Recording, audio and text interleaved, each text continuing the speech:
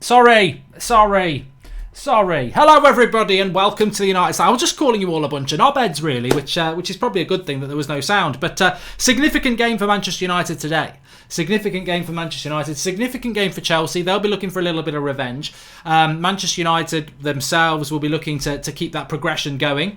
So, look, really looking forward to it. That is not the official team news next to me yet. We haven't actually got the team news coming through yet. So as soon as we have that, we'll give it to you. 8:05 kickoff. So we're actually an hour away from kickoff still. So as soon as we get the team news in, we'll bring it to you. But look, I think until we have that team news in, it's very difficult to sort of predict in many ways how Manchester United certainly will line up, but certainly how they're going to approach this game. And I think the way that Chelsea do it as well will be interesting as well. So I'm going to stick with my initial thoughts around this, and that is that I think we'll lose tonight. And that's not hating on United. I think it sets us up for, if we do get a result, how impressive a result that would be. I think Chelsea are the favourites. They're at home. They've got the better squad. They've got the better philosophy. So they would be favourites going into this game. So I mean, look, Bournemouth for me at the weekend is far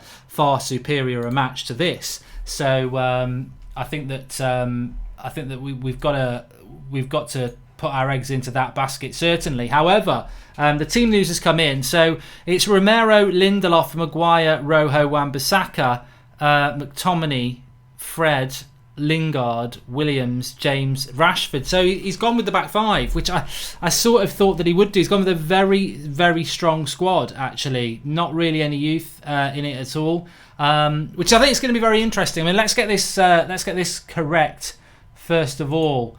With regards to United's lineup, so I can get it right on the screen for you, which is a bit of a pain because I actually had it all set, and I don't know why it's closed down, which is a little bit unfortunate. But yeah, initial thoughts on the team news. I mean, you've got to, at this juncture, you've got to say what goes on in Ole Gunnar Solskjaer's mind. I mean, how would you not play Martial, who needs game time, and yet again pick Marcus Rashford? It defies logic at this point as to how and why he can't figure out why people keep getting injured when you keep picking the same bloody player. I mean, Dan James should not be playing today. I really don't see why Dan James plays today. I think Dan James should have been rested. Where is Chong? Where is Gomez? Where is Greenwood? It's a Carabao Cup game, and you said that these players were ready. And he's gone with a strong squad, and I sort of get why he's gone with a strong squad.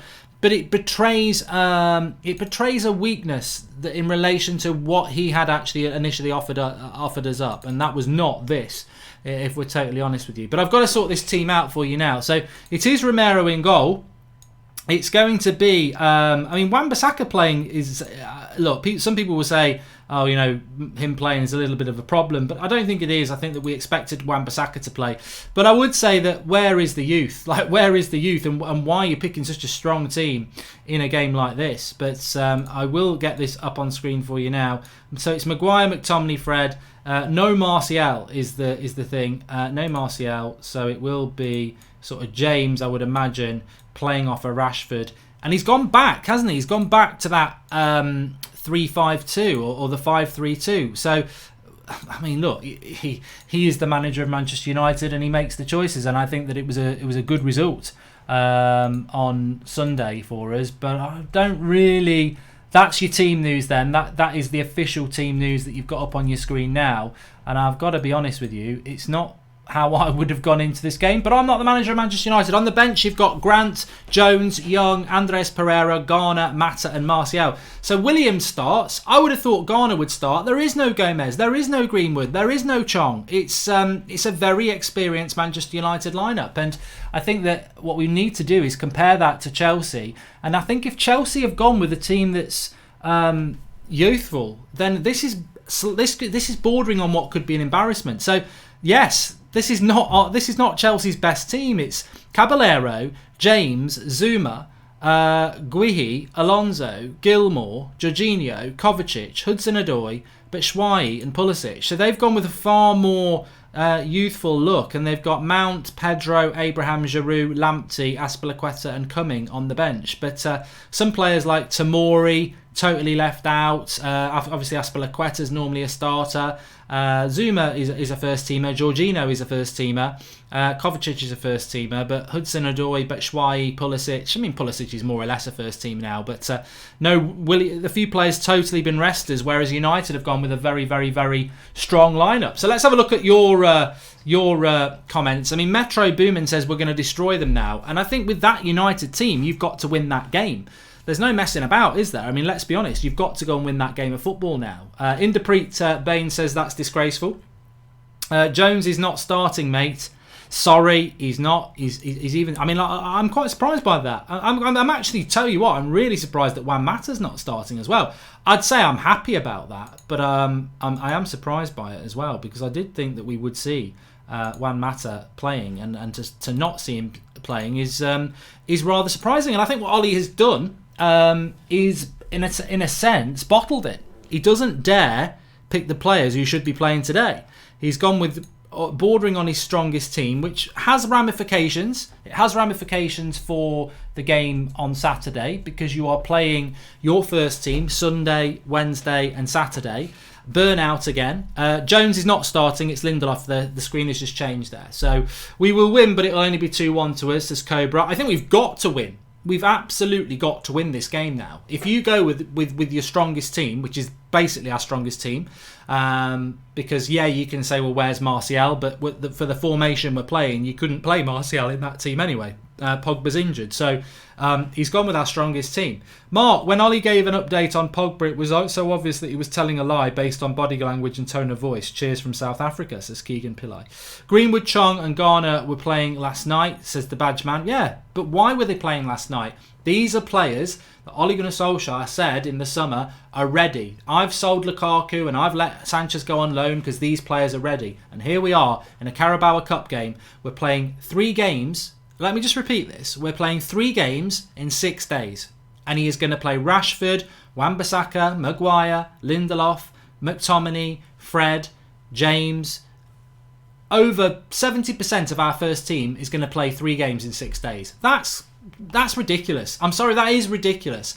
That's a manager running scared. I get that. I totally understand that. But he's got to go and win this game now. And what is the point in having Juan Mata, Phil Jones? Exactly, what is the point? But seriously, what's the point in having Juan Mata, Phil Jones, Mason Greenwood, James Garner, Tahith Chong, Angel Gomez, part of your first team setup, if you're not going to play them in games like this. I mean, we're just going to burn out. You think the game is going to be winnable, and are you happy with the lineup, says Jason. I think we have to win now. I think we have to win because Chelsea put a weakened team out. It's not their weakest, but it's weakened, and we've basically put our first team out. So we've got to win that game now. Have to win it. If we were to lose that game, that would be embarrassing because we've gone strong. So we've got to win. Mark, do you know the Chelsea lineup? I do. Cardrica, I do know the Chelsea lineup. In fact, we were just talking about it there. So it's Caballero in goal, reserve. James, reserve. Zuma, first teamer. Guehi, reserve. Alonso, is Alonso a first teamer? I think he is at the moment. So Gilmore, reserve. Jorginho, first team. Kovacic, first team. Hudson-Odoi, reserve. Batshuayi, reserve. And Pulisic, sort of a first teamer now. So they have not picked as many first teamers as we have. So United definitely have to go and win this game now. It's a pressure.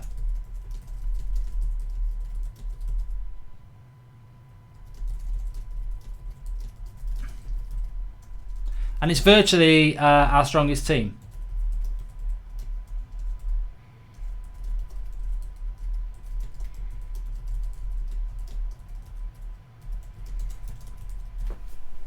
So let's see how it goes. It's there for the taking for United. But yeah, I would agree. I think that we've certainly got to go and win it, in my mind. And I don't think we're being unfair with that. Zayn Miasi, Mark, you could be in the next Kingsman with your suit you wore at the Ryan Giggs event. Thank you very much. Make sure you subscribe to the channel if you're new, bottom right hand corner, and smash a like on the video as well. Let's have a look at some of your comments. It's a must win, says intro greatness, and trading cards and more. Says Mark, the Chelsea lineup embarrasses, showing their confidence in youth. Also, we have selfies at the Christmas do. You can have selfies at the Christmas do, yes. I think we'll kill them on the break again, says Deno and Deguar. And do you like prawns, Mark, says Jason. I do like prawns. And disagree, Chelsea's team is strong team as their squad is overall better than ours, says Just Gives Me Some Music. Oh, I'm not saying we will win. I'll say we've got to go and win because there's an embarrassment level here if we don't win, because that is more of a Chelsea reserve side than it is a first team, whereas that's more of our first team than a United reserve team. Same as being in the Champions League, Saturday, Wednesday, Saturday, says Rian Foster. Yes, but we've been doing it, Rian, for too long. You know, we've been going strong for too long on a squad that can't be rotated. I mean, I'm worried about I'm worried about Fred and McTominay because they're playing every bloody game at the moment. I mean, Pereira's had a rest, hasn't he? He's on the bench. Paul Davis is a back five. You set up in a back four. Boring part of the bus, counter-attacking again. Playing wide strikers against Chelsea's reserves is embarrassing. There is 7 first-teamers in each team. What are you on about, says Ryan W. I would disagree with that. If you look at United's lineup, Romero, Rojo, and... well, I think Lingard could be classed as a first teamer. So Williams. So there's 8 United first teamers in our lineup, and in the Chelsea lineup, Caballero, James, Zuma's a first teamer, Alonso's a first teamer. There's 4 Chelsea first teamers. Caballero's not first teamer. James isn't first teamer. Guehi isn't first teamer, and Gilmore isn't a first teamer. So we're straight away up to 4. Hudson-Odoi is not a first teamer. He doesn't start games 5. Batshuayi doesn't start games 6. So, and Pulisic, I would say, to be fair, is a first teamer. So they've got 4 first teamers to our 8 or 7. It's still way more. If you want to believe that they're strong, well, you're wrong. You're absolutely wrong. Dan James and McTominay need a rest, says hi there. I think that the reality is that Marcus Rashford needed a rest tonight, and I'm a little bit surprised that Martial's not starting because he's the one who needs game time. Maybe, you know, to be fair to Ollie, maybe he's sort of taken extra care with Martial. He saw the impact that he had against Norwich and needs him to be fit for Bournemouth. So maybe that's what he's doing after what happened with Pogba. Mark, I do not trust Lingard, says Jamie Wilkshire. Well, Jamie, make a good point. Jesse Lingard must be having a good game for United tonight. We need him to step up to the plate. Zuma is going to mess up someone and give us a golden chance. I'm sure of it. Odie is a first teamer, says Nabil. No, he isn't. I mean, I love it when people in the live comments try to dictate to people lies. Like, Odie is not a first teamer for Chelsea. He hardly ever starts. It's either Willian, Pedro, Pulisic at the moment. Hudson-Odoi will start the odd game, but he's not like Dan James, who starts every game, so he's not a first teamer. I'm sorry, it's not the case. Mark, when is the next podcast, says Christopher Lou? I'll try and record it tomorrow. We just had a very, very busy week. It's sort of the repercussions of doing that Ryan Giggs video, to be honest with you. Jesse Lingard should never play for United again, says Chris Wilson, who was always going to start today. Old Jesse, wasn't he? Pedro hasn't started in 4 games, says Friv Master Anthony 2. And all right then, if Hudson-Odoi is a starter for Chelsea, why did he not start at the weekend in your most important game? But, he's not a first teamer. He may well be a first teamer in the future, and he's thought very, very highly of. That is why he's playing today, to get game time. I'm not getting into this argument again. You're wrong, and you're trying to do it on, but he is hypothetically a first teamer. Bollocks, he's not a first teamer at the moment. I'd take Pedro over Lingard, says KB, and Chelsea has a lot of starters. Look, what I would agree with Chelsea is that they've got a lot of good players. They've got a very good philosophy. They've got a very good manager, and they have an ability to rotate players. But at the moment, Frank Lampard's front three is Willian, and it's Abraham, and it's Pulisic. That's his front three at the moment. So, I know Chelsea fans don't really like it that it's Willian, but Willian has been rested today because he's a first teamer. I take. What time is kickoff? Says here's a good one from Sahil Shetty. Odie played in Ajax, so he was rested for today. yeah. You're gonna rest your best winger for a Carabao Cup game after Ajax instead of playing him away from home in a game that a lot of teams will drop points away to Burnley. Yeah, go with that. Look, actually, what you need to ask yourself, instead of getting into an argument about whether Hudson-Odoi is a starter for Chelsea or not, you need to ask yourself where you're going with this. Are you trying to get more first teamers into Chelsea's team tonight to justify why we've basically picked our first team? Because that's what we're talking about here. And the reality is, United have picked 7/8 first teamers, and Chelsea have picked 4/5 first teamers. So we have picked more first teamers than Chelsea. It's a fact. I had a bad feeling last night, says Dipanshu Kumar, that he will pick a strong team because it's Chelsea. He wants to save himself first. Ollie pressurising Ollie. Jose all over again. And Gordon Murray says that, could this be our best chance of silverware this season? And maybe that's the reason for such a strong squad. I think it is a strong... I think for United, it is a chance of silverware. And I think that's very, very apt. Because you still do get into the Europa League for winning the Carabao Cup. Some people seem to think that you don't, but you definitely do. Next season it changes, but for the moment you still can. And when you're looking at United at the moment, we need to get into European football next season. And if it's Europa League football, it's Europa League football. So I really do think that United have got to go strong in this tournament. But I also think that there's no point. I just have an issue with playing 3 games in 6 days with the same players, all away from home. So you're gonna have to do a lot more running. It's not ideal, but it only all today has done really is prove what many of you have said anyway. He doesn't really trust the youth, and he hasn't got a big enough squad. And I think that is verified today. Could this be... Yeah, we've done that from Gordon Murray. Thank you very much. And Christopher Liu says, Ollie hardly gets the lineups right. I'm tired of being tired of it. Just watching keenly at the team. 3 at the back, guaranteed loss, says Magic Eye. Well, we don't... You know what? I mean, what I would say about United defensively is that we're very good. We don't concede many chances at the moment, which I think is one of the big reasons that De Gea hasn't had any standout games yet, because we don't actually concede that many shots. What if actually it's a 4-3-3 with Rojo as a CDM and Lingard as a right winger, says Anmar Ali. I'll tell you what, if it is, I'll give you the money myself. And hey, Vandy, says Smutty. Batshuayi scored the winning goal and Hudson could easily be a starter, says Wayne M. Yeah, I'm bored of that conversation now. People are really wandering off down alleyways that we don't need to go down. The point is, United have picked more first teamers than Chelsea in this game. And the point is, Chelsea have picked more youth than Manchester United in this game.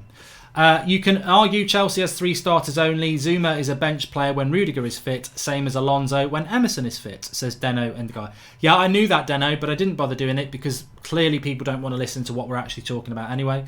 Rashford needed to be rested, says Edward Zimba. I think you are absolutely spot on, Edward. I mean, look, whether Ole Gunnar Solskjaer wants to go with a strong team or not, that is his option. That is up to him. But my issue is that we're burning players out every single game. And I've said this many a time, that Manchester United's more important game is Bournemouth at the weekend. And Bournemouth will be, because we've picked a strong team again. Mark, I agree with you. Our first team is not being rested, but it's better to try and win this game for the team's confidence, says Alex. Well, you know what, though? Look at who's left in the tournament. Liverpool and Arsenal are still going to be in the tournament. Man City are still going to be in the tournament. So, can we win this tournament? That's the thing, you know. Or are we just giving ourselves more games? I really want to win it. I want to stay in it.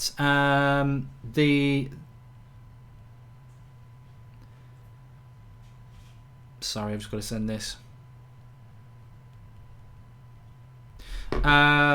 What channel is the game on? Says Lewis. It's on Sky. You've got Liverpool and Arsenal and United versus Chelsea. Who are the subs? Says Naveen John. For Manchester United, our subs tonight are Grant, Jones, Young, Andres Pereira, Garner, Mata, Martial. So the bench is massively first team as well. Like, there's only Garner on there who you class as a youth player. What I would say is, for those people holding out for the youth, we will see the youth next week against Partizan Belgrade because it's at Old Trafford. We've basically qualified. So if you can't pick the youth in that, when can he ever pick in them? My score prediction today, I'm going to go with United to win 2-1. I think that United have to win that game. With the team that we've selected, we've got to go and win that game. But I think there are enough good Chelsea players in there to give us a game. You know, Kovacic and Jorginho are first teamers. Batshuayi is a handful. Odoi and Pulisic are very good players. It's going to be interesting to see with Wan-Bissaka who he goes up against. Defensively, I think you can get at Chelsea. But then again, I do like James. I think James against James is going to be interesting. I think Reece James for Chelsea looks good. I don't know anything about Gilmour, Happy Gilmour. I don't know anything about Guehi either. And yeah, so it's going to be interesting. Hey Mark, just want to say I love your channel and admire the hard work you've put into being where you are. Keep grinding and the sky's your limit, says Daniel Taylor. Thank you very much, and thanks everybody who's tuning in before kick-off to get involved in the chat. Liverpool plays their 11 week in, week out, according to Ollie, so that's what he's trying. Well, let's have a quick look at that actually, because I don't think Liverpool will have picked their strongest team today. But let's have a check. You never know. I'm just surprised we haven't had any comments about what I'm voting for in the general election yet, and hopefully that will stay that way. Although I was actually talking about it was probably not the best. Can I get on that? Brilliant. No, I can't. Let's have a look who Liverpool, how Liverpool have lined up.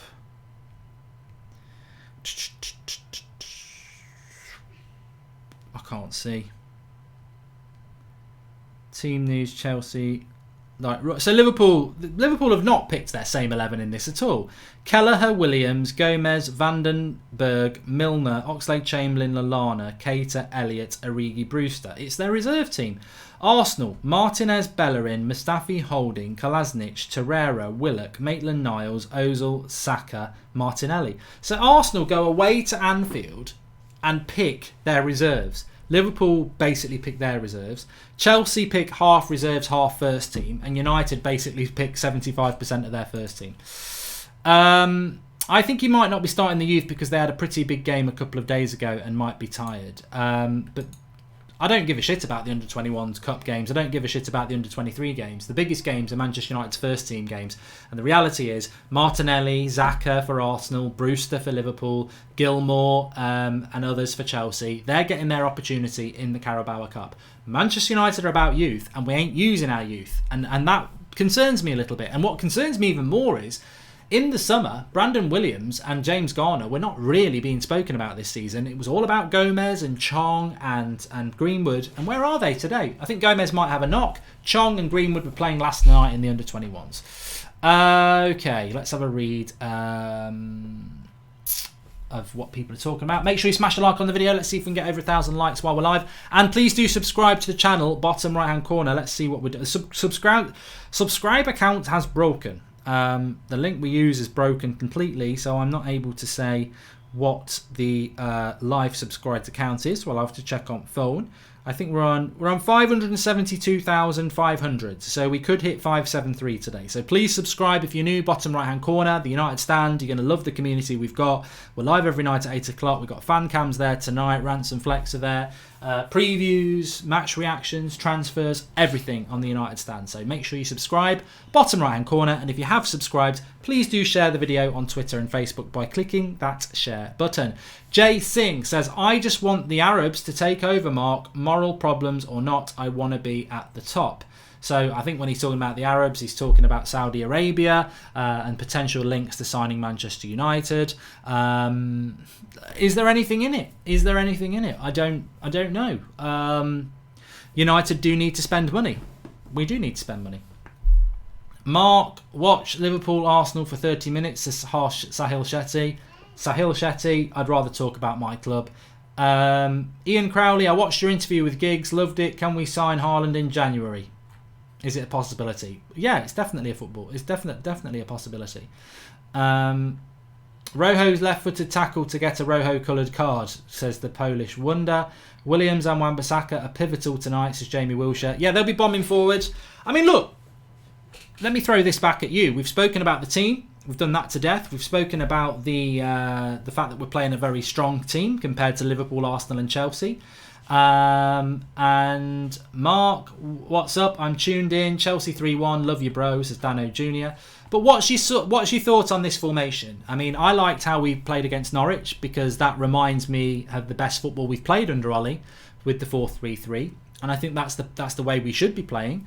I didn't like the back five against Liverpool. I thought it was ultra defensive. I didn't like, or the 3 and the 5, whatever you want to call it. I didn't like it against Partizan Belgrade. I felt that was our worst performance under Ollie. And tonight, here we are back playing that formation. Now, some will say it's a good idea against Chelsea, but this isn't Chelsea. This is not Chelsea's best team. This is arguably nearly our best team, bar Martial. And we're playing with 5 at the back, or 3 at the back, or however you want to say it. I don't like this formation, but I might get proved wrong. Mark, how true are the Muller rumours? Says Ian Jambanjovi. I don't know, mate. With regards to transfers in United at the moment, who knows? Mark, please keep politics out of this channel. Football is where we can escape from politics. Says Anabolic Beats. I totally agree with you. Liverpool are the best via Ryan Elliott, says Jamie Wiltshire. And my friend is a Chelsea fan, so hopefully we win so I don't get marked by him at school, says AN Nation. Well, my dad's a Chelsea fan, so there we go. Martial, Rashford, Haaland, James sounds so good, says S. Key. And who do you think will get man of the match, says Shia Dibos? I don't know. It's like saying who the first scorer is going to be, isn't it? I've got no idea. I mean, I suspect somebody like Wan-Bissaka would have a good game. What are the rumours of Carrick coming out of retirement for a season, says Leo Spade. God, I hope that's not true.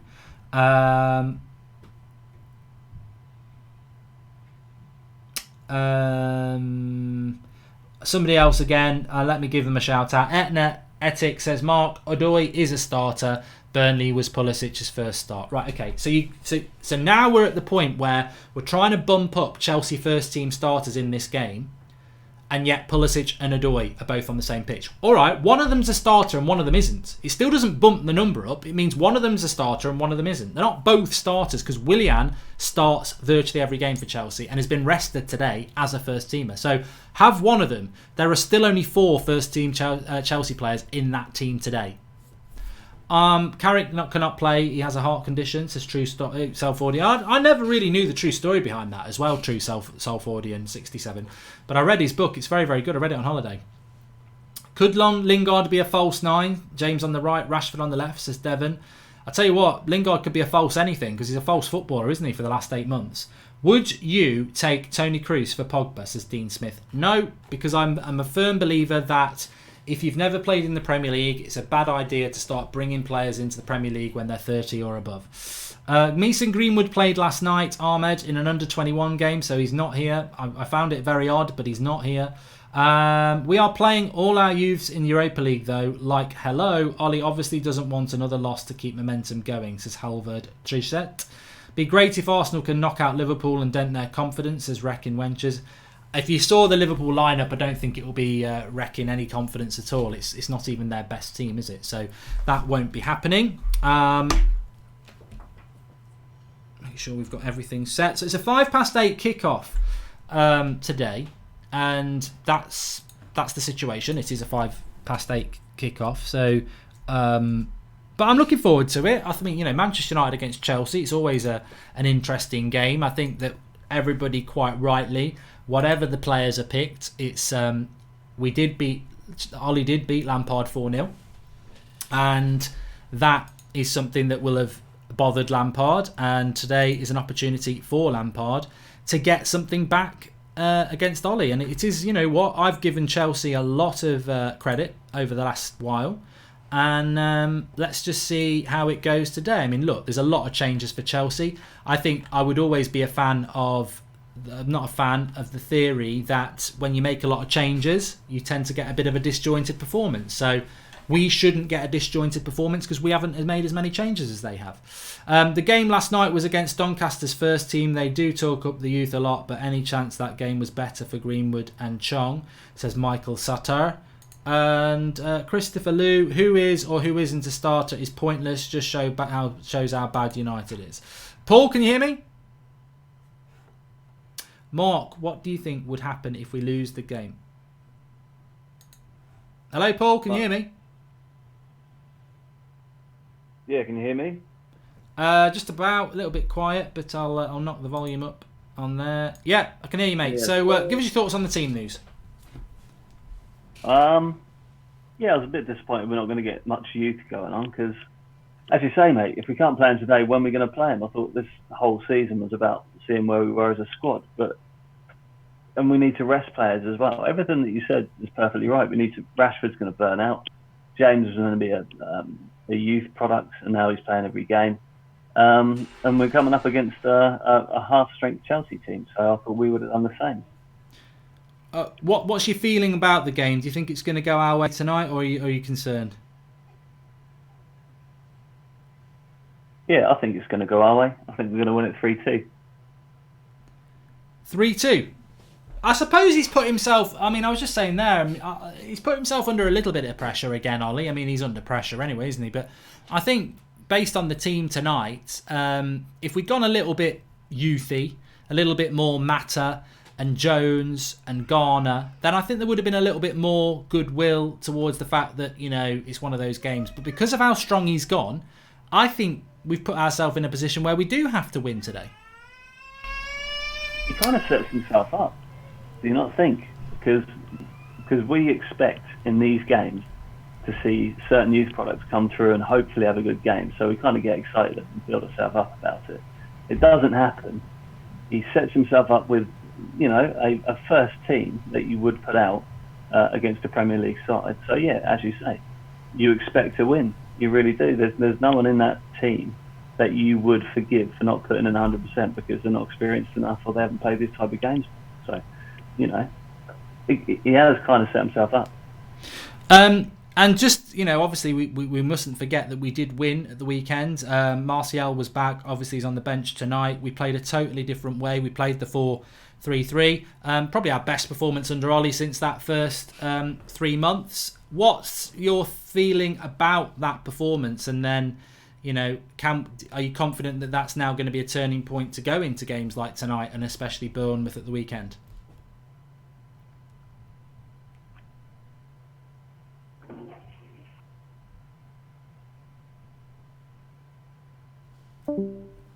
I think we've lost him for a bit there.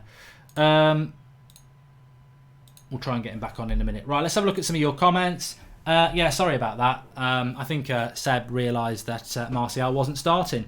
Lingard, what are we doing? Says Football Pro AJ. Well, look, with regard... Liverpool are winning 1-0 already with Brewster, or maybe it was an own goal. But with regards to Lingard, he's got to play today. I mean, he's on ridiculous money. He's got T-shirts and brand deals to sign. He's absolutely adored within the club of Manchester United from top to bottom. They love him. I don't know why, but they absolutely love him. So, and he's on he's considered to be a first teamer, so he's got to play. And it wouldn't surprise me if Jesse Lingard was to score tonight. He hit the post against Partizan Belgrade, and we'll go through the cycle again of everyone saying, "Oh, Jesse's back" and all this crap. And look, I don't think he's good enough, but I fully agree with him playing today. I think he's got to play in a game like this. I would argue that, forget about the youth for a moment. Why the hell is Mata not playing tonight? Let's angle it at that. Why is Phil Jones and Mata not playing tonight? They are senior pros within the team. They're on 140 grand, 100 grand between them. $250,000 between them a week. We need to rest some of our first teamers.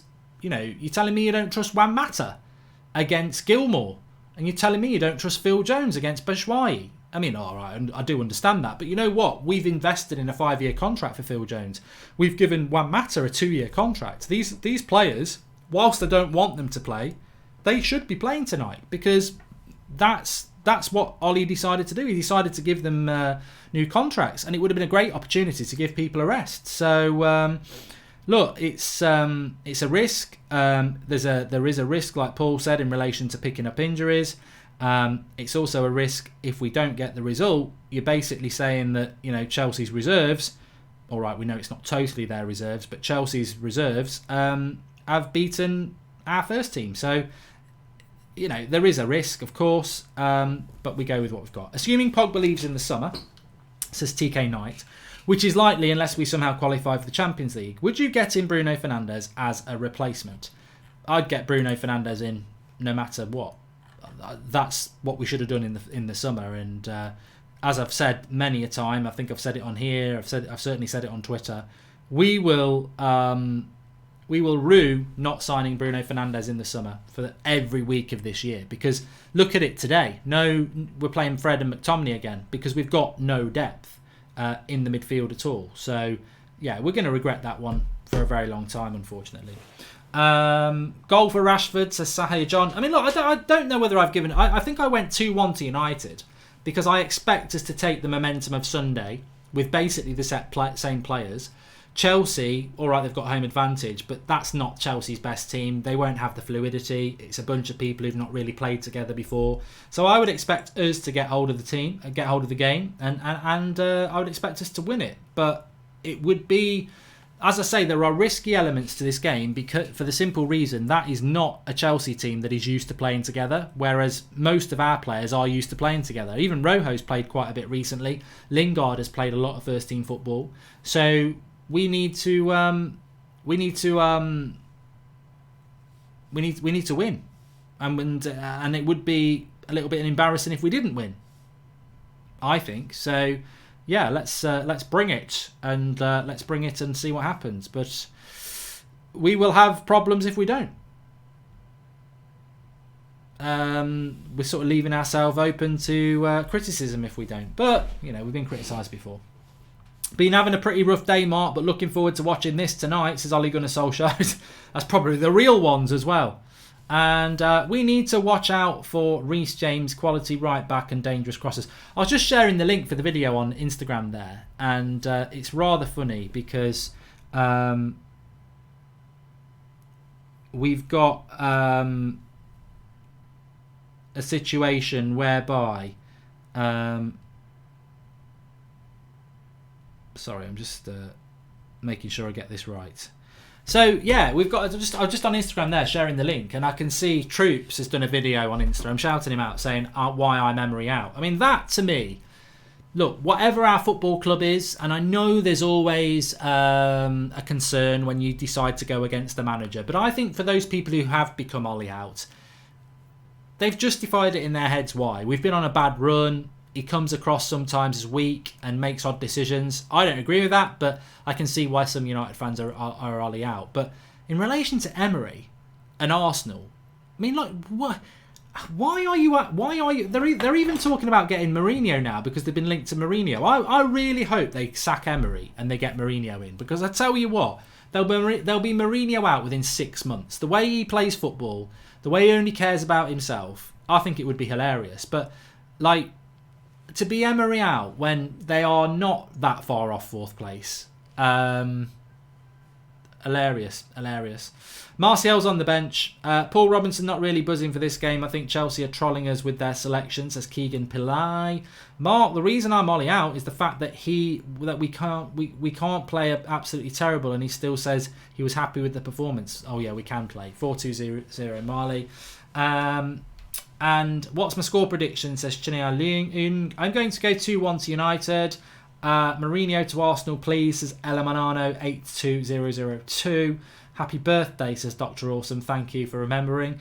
Greenwood should be playing for the first team, not the reserve team, says Diego Smith. We've got no right to lose this one, says Haras TJ. You haven't watched any Arsenal games then, says Tom Jenkinson. I have seen Arsenal play. I watched Arsenal play against Watford. I thought the defensively were terrible. I watched them play against United. Yeah, Arsenal aren't playing particularly well, but what I would say to an Arsenal fan is something that we say as United fans is, what gives you the right to think that you should be any better than what you are? Have you been out and spent a load of money? Have you got a squad of players that's good enough to play good football? No, and more no. Arsenal's situation doesn't surprise me. You're going to draw and lose more games. 100%. But have you spent loads of money? Pepe was a good signing, but, comparable to Liverpool and Man City and even Spurs, he hasn't had loads of money, Emery. He's still dealing with a lot of your shit. He clearly doesn't rate Ozil, which I think is a high five moment.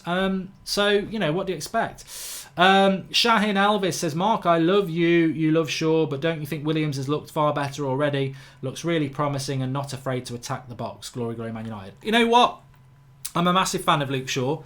But I think you're right. I think in Williams, we've got a player there that I can get behind. So what I was never a fan of was Ashley Young at left back. Wrecking Wenchers says, Mustafi to fill our striker hole has a deft right foot. It's not really my birthday, by the way, Everybody's saying happy birthday, but thank you. Please do smash a like on the video. Make sure you subscribe if you're new. We're only 20 minutes away from kick-off, so thanks for that. What else are people talking about? Sophie is currently, one of our moderators is currently on holiday in Portugal, so have a good holiday, Sophie. And let's have a look what we've got here. Just shows how scared Ollie is, says Michael Fetti. Won't play youth, playing a 5-back against a weak Chelsea team. He's just not developing as a head coach or a manager. I mean, look, you can say that in two ways. You can be a little bit pissed off with the way he's lined the team up today, or you can be, well, look, his job's on the line. His job is on the line, and he's scared. He's not. Lampard ain't going to be scared tonight. I think Lampard will be like, whatever. But if Ollie was to beat Lampard again tonight, then Lampard would be scrutinised a little bit, I think. Today is Panty Droppers Party. Don't drop your pants. Mark, where are the youth? Is that not the first team? Says Frank Benu. Yeah, I know. I mean, it's miles off what I predicted the lineup was going to be, to be honest. What do you think of Kai Havertz? In my opinion, he's amazing, says Ishak Beg. It looks very, very good. I hope Manchester United do sign him. Sort of player that we should be signing. Ollie makes it hard to watch, says FIFA Pro Clubs GBR. And the subscriber counter, I don't know why it's not working, but it isn't. So please do subscribe if you're new, bottom right hand corner. We're trying to get up to 73,000 subscribers today. I will keep you up to date with the subscriber number. Bottom right hand corner, join the United Stand if you're new. Biggest Manchester United fan channel in the world. Loads going on, live every night at 8 o'clock. Fan cams, match reactions, transfer news, absolutely loads. So get involved, you'll really enjoy it. This is a scared United manager, says Prince Gerard. Havertz is going to go to Bayern Munich, says Dean Blake. I mean, that I've got to say that Dino's right. I hope you like being called Dino. But I think Dino is right. When you are a young, talented player in the Bundesliga, you tend to end up at Bayern Munich. So, I thought Timo Werner was going to go there in the summer. And he's another player I'd love to see at Manchester United. I really, really would. So, yeah. But, you can live and dream. I mean, Goretzka was another player that we were heavily linked to. And what's really happened to him at the end of the day? Not a lot. So, yeah, we'll see. Right, I'm just going to whack into the live chat here because I can see Paul and Draughty are in there. So we might get both of them to try and talk for a minute or two. Hello, can you hear me, lads? Yes, yes. Who's this? This is Mark Goldbridge Chinese takeaway. Just to let you know that your sweet and sour chicken will be on its way in the next 20 minutes, sir. Can I have a number 39, which is a McTominay sauce, please? We don't yet. Well, hopefully we can. I thought you were gonna have 30 on there and be vulgar. But look, I'll go to you, Draughty, first because you're clearer. Paul sounds like he's in a bucket, to be honest. But it's actually got AOL dial-up from 1999. It's wicked. So, what's your thoughts on the team? I'd say from the live comments, if you want to be liked, 75% are basically saying we've probably gone a bit too strong in this game, and there's concerns about burnout because we're playing the same team basically 3 times in 6 days. Yeah, I think at the moment though he has to win. And these are the players who he's basically relying on. So you're not really expecting him to make wholesale changes. I can understand the whole burnout thing, especially with McTominay seems to be playing all the time at the moment. But it is Chelsea. We want to keep up this winning momentum. Like they always say, momentum is important in football. So a win tonight, regardless of whether Chelsea put out a first team or a second string team or whatever, and it looks like they've kind of gone with their second options. This for United is just more building on top of what they did against Norwich and Liverpool. So for me, I don't have a problem with tonight. And Paul, a few people in the live comments saying that ultimately the reason for this is we've got a scared manager. And the person who said that is not saying it in a Ollie out way. They're just saying, look, factually, we've got a scared manager. That's why he's picking a team like this. He's in survival mode, I think. I think he wants to keep his job, and he knows he has to get results to keep his job. So that's one way of looking at it, and it's very viable. He doesn't want to lose momentum either, because that can creep into the next game. He can't lose many more Premier League games, because before our last win, which was fantastic and got me on a high, we weren't doing very well, Mark, were we? So survival mode's kicked in, definitely. You can see that in the Premier League. It's going to continue into the Cups. He wants to keep momentum going. And if he harks back to the Ferguson days, every trophy is as important as each other. This is the first one we can win. I think what he thinks is if we can get this trophy in the bag, which in his head will be very possible, then after that, it's a huge momentum shift. It's massive. We can get a trophy in a bag or a final. That, for Ollie, will be, that'll be rubber stamping his managerial role. He'll say, I've got a trophy, I can move on, I can do this job. So I can see what he's doing, but I just don't see where. If we can't put the youth in this cup, when are we going to? Jake Chapo Guzman says Chelsea will find it hard to score today, and I think that's a fair point because defensively we're good. Sam Sharkey says, do you think Jesse Lingard is good enough to play in the 10 role and is just in a long run of poor form, or does he simply lack the quality? Steve Cumberland says, please can we get behind Ollie and stop moaning? If we win tonight, that'll be 3 wins on the trot. Bit of momentum, positivity, please. Well, Steve, you don't dictate how people feel, unfortunately. I feel sorry for you because there are people who will totally agree with you on that, but you can't dictate to people how to think. If we could do that, I'd be doing it every week. And I'm going to miss the watch along no live telecast. It's only on my mobile, says Vivek. But let's go back to Draughty. Sam Sharkey asking about Jesse Lingard there. I know you're a big fan, so tell us what you think about Jesse Lingard. 8 months of poor performances. Can he get back to what he was, 2 years ago for 2 months? Oh, he is literally the second coming of Cristiano Ronaldo. So, what is he, 18 years old now? Just yeah, just turned 18 years old. He's amazing. No, let's be honest with you. He's not really cut it in a United shirt for a couple of years now. Well, it's unfair to say a couple of years. Last Christmas, he had that little run of form. Other than that, I don't really know what he brings to the team. Apart from all the memes and all the social media and being the poster boy of United at the moment because he's local, what does he actually do at the moment? He just sort of runs around the pitch and doesn't have many touches of the ball. So it's a bit of a weird one at the moment. It's almost like he's lost a lot of confidence, which is funny for a guy who shows a lot of confidence outwardly on social media. You would think with all that exuberance he would show it on the pitch too, but he seems a little bit lost at the moment. And to be honest, I don't know if he's got the quality to come back. And second point, Mark, what have you got in your hand? Because whatever it is, it's see-through and it's distracting and it's kind of mesmerising at the same time. It's a wrist exercise thing. because obviously I'm sat on my arse for 2 hours, and it's also like a stress thing for me. But it is green, so when I move it around in front of things, it does show it up as going through it. But I'll stop messing around with it because it might annoy people. No, it reminds me of Brick from Anchorman. You know where he's got the green legs on Anchorman 2? It's amazing. I like it. Paul, I mean, look, the risk with this game today, and I don't want to dwell on the negatives because obviously I think we're going to win, and I'll get both your predictions in a moment. But the risk with this game today is if Lampard did beat him and beat him, you know, people always go for the headline of 3 or 4-0, but I think actually even if you lose 1-0 but you get played off the park, the risk is we all know it's not Chelsea's best team, but it's not far off our best team. So there is a risk in going with what he's gone with. Although I think we can all understand why he's done it. He wants to keep momentum, wants to keep his job. But if it was to go wrong today, he's just going to put a load more pressure on himself in a game where I think if we had played Garner and Jones and Mata, and obviously Rojo and Lingard are playing as well, and we'd lost, then people would have just gone, well, you know, that was expected. But by going with a strong team, we're not expecting to lose. Yeah. What would your reaction be if we lost today, Mike?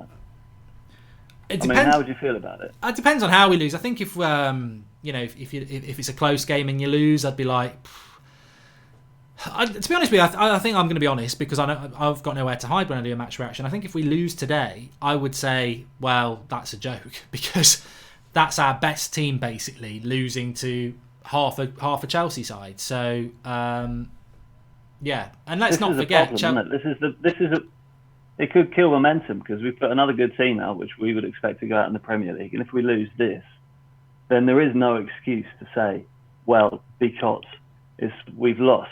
And it comes down to Ollie again. And that's the concern because then he'll start getting pelters. And, you know, we're back to before the Norwich game. Elvin Johan says it's a masturbation exercise tool, that green thing. Well, you can't even see it, mate, so I don't know what you're imagining. What's your score prediction in the game, Drawty? As I said on Twitter, I think 2-2. I just got a feeling it's going to go to penalties because Chelsea are terrible at the back with the last 10 minutes of the game. They keep building big leads, and then straight in the last 10 minutes they seem to concede. Like Burnley, they're 4-0 up, then 4-2.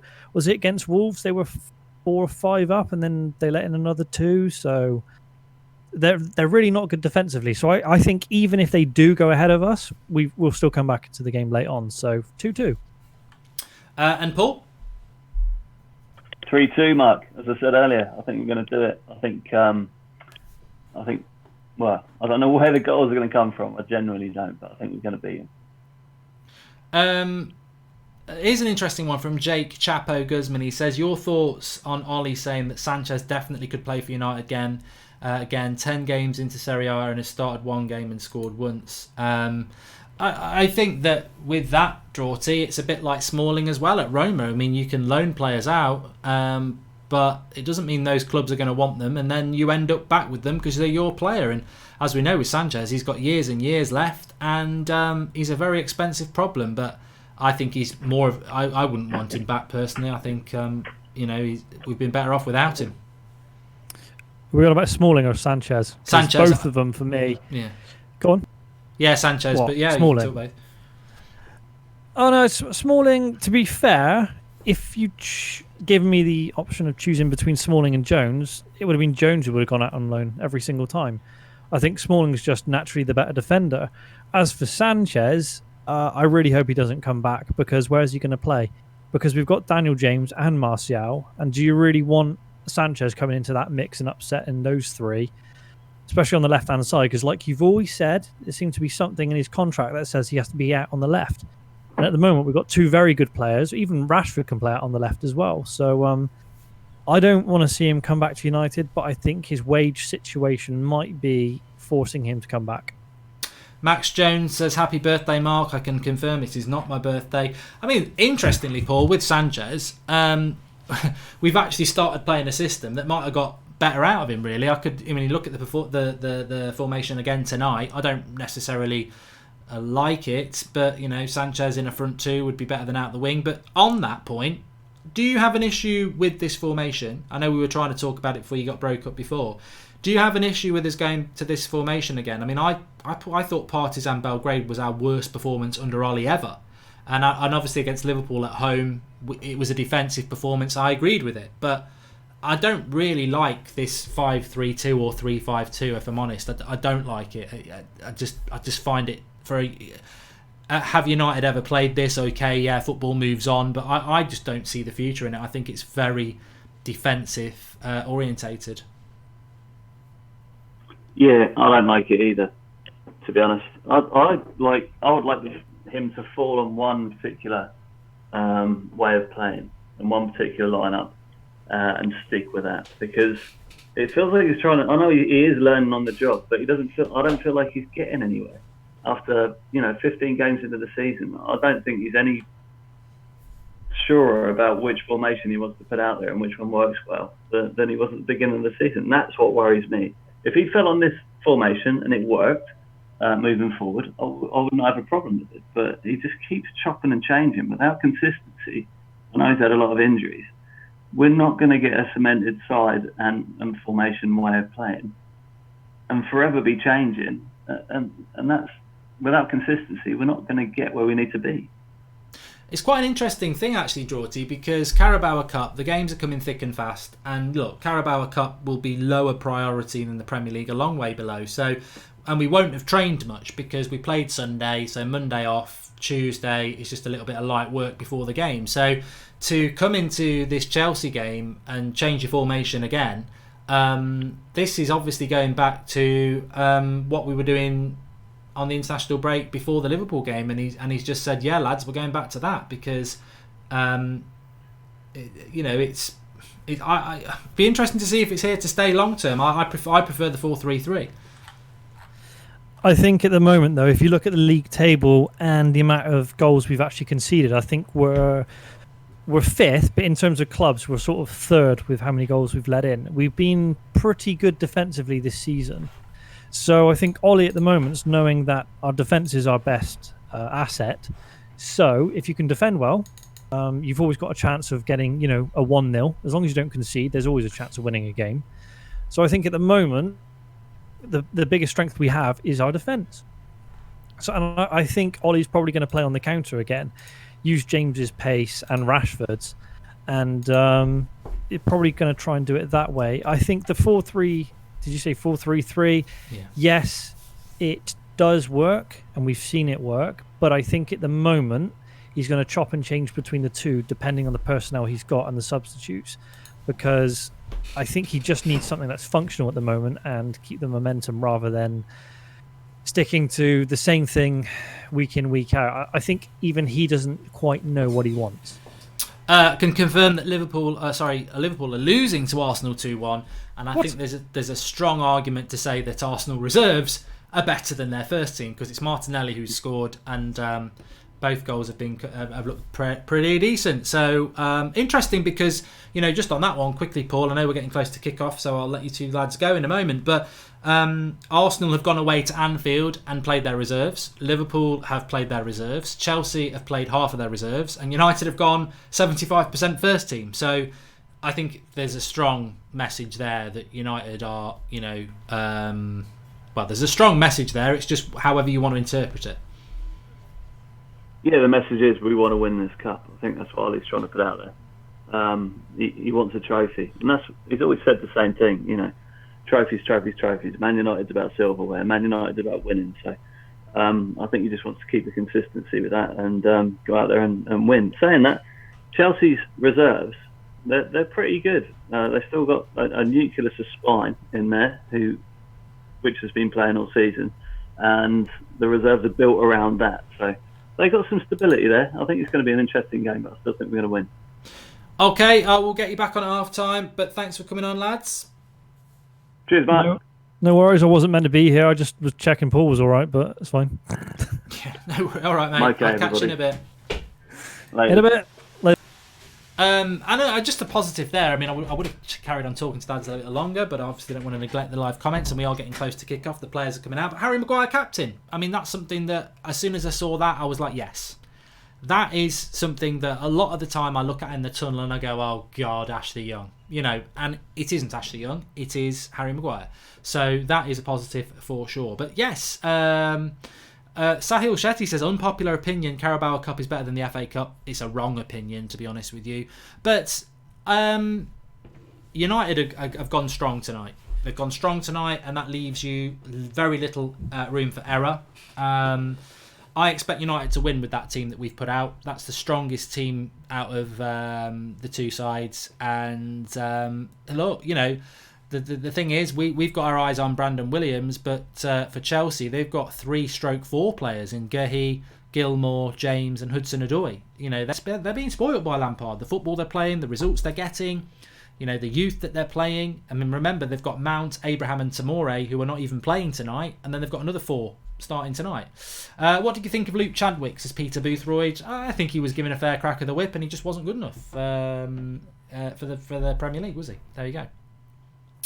But very, very close to kick off. Please do subscribe to the channel if you're new. Bottom right hand corner, I can tell you that we are currently on 572,600, so we're trying to get up to 573,000. So if you've not subscribed, please click the subscribe button, bottom right hand corner, click it now and subscribe. We are live every night at 8 o'clock. We've got fan cams after the game, we've got previews, reviews, transfer shows. Anything big happens, we're live talking about it with the live comments, interacting. It's a fantastic community, so do get involved. There's Jesse Lingard. Look, if you're feeling a bit irritated, he's got a very irritating face, Jesse Lingard, hasn't he? I had a dream about him the other day. Not like that. I actually had a dream about him, and he refused to acknowledge me. And I said, you know what I said to him? I said, grow up.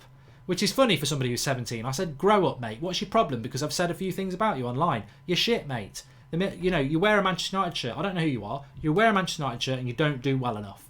And that's why you get criticised. It's an entertainment business. Grow up and start proving people wrong. And he was like, ugh. It was a dream, by the way. Lucky Silas. It's funny, isn't it? I'm having a dream. I know I'm having a dream, and I still lost it. Lucky Silas says, is it a bad thing that I kind of hope we lose to Chelsea so that we can focus on top 4 in the Champions League? I think with this, I'm not nervous. No, Michael Aspin, I'm not nervous. But I think with this sort of a game, with this sort of a tournament, if we were to win today, there are a quarter-final in December, 2 games in January, semi-finals, and then a final in February, and it's done. So it won't hit us at the hardest point of the season, which is March and April. So, but I think it's a gamble by Ali today. I think we've got to go and win that gamble. We've got to go and win this game. So, let's do it. Anyway, we're about to kick off. I will start the clock as soon as it starts. Stamford Bridge looks packed, to be honest with you, though, as well. So, Carabao Cup. I think Carabao Cup comes at the right sort of time as well. I think when the FA Cup's going, a lot of other tournaments are coming towards the end as well. So the FA Cup sort of gets lost a bit. But the Carabao Cup works quite well because it progresses through at a time when everyone's still very hungry for the season. And we're off. We're off. Scott says that Lingard is currently taking his GCSE, so he can't totally focus on football. We'll be focusing on this. So the first thing I want to sort of keep my eye on then is how United are going to line up in this game. Wan-Bissaka's very high up the pitch to start off with. So I think Ollie likes the 3-5-2 because you get a high press from the wing-backs and you get some width. I just don't like the formation. I think that when you come up against better teams, it just makes us ultra-defensive. I've just seen a lot of empty blue seats as well. But here's Brandon Williams on the ball. He's just skinned Gilmore there, and Gilmore's gave him a little bit of a kick. The referee should have seen that, to be fair. But Wan-Bissaka's forward on the right hand side. So United looking to play quick football here and good football with Wan-Bissaka and Lingard. And that's a straight pass by Dan James, and Chelsea will collect. So, look, one of the things I would say about United, Arsenal are winning 3-1, by the way. One of the things I would say about United is systems apart, formations that work apart. And I really do like Reece James for Chelsea, by the way. To me, it comes down to whether you've got good enough players. And I don't think United have got good enough players. And I think that when I spoke to Ryan Giggs, when I listened to people like Scholes and Gary Neville and Rio Ferdinand and Roy Keane, and to be fair, some other pundits that I actually do respect, like Jamie Carragher and even the Alan Shearers and people like that, and you lot, I value your opinion more than anything. I think the one thing that epitomises everything is that it doesn't even matter a lot of the time what the system is, what the formation is, what the process is, what the philosophy is, what the manager says. We actually just haven't got enough good players. And I think that's been shown tonight. We just don't have enough good players. Good run by Kovacic. And I think that's nothing to do with Ollie. I think that's to do with, and there's a good comment, AK says we need 5 or 6 top quality players. I agree with that. And if you take Solskjaer out of the equation for the moment, look at what happened under Van Gaal. Silly results. Look at what happened under Mourinho. Losing to Huddersfield, losing to Newcastle, losing to West Brom. Look under Ollie, Cardiff, Everton. What has been consistent with this set of players is that they lose a lot of games to teams that you wouldn't expect. I think we do expect those games now. And I think the reason those games happen a lot is because actually the players just aren't good enough. Game started a minute ago, yep, and Chelsea just knocking the ball about a bit at the moment, which is something United will be, that's awful. Awful defending by United there. Rojo, they ended up with a 2v1. They ended up with a 2v1 there, and Batshuayi's heavy touch ended up going to the keeper, Romero. But you've got 5 defenders, and we ended up with a heavy touch, and it's 3-1 to Arsenal. So Emery, Saka, who scores this time, the Arsenal youth are rocking it.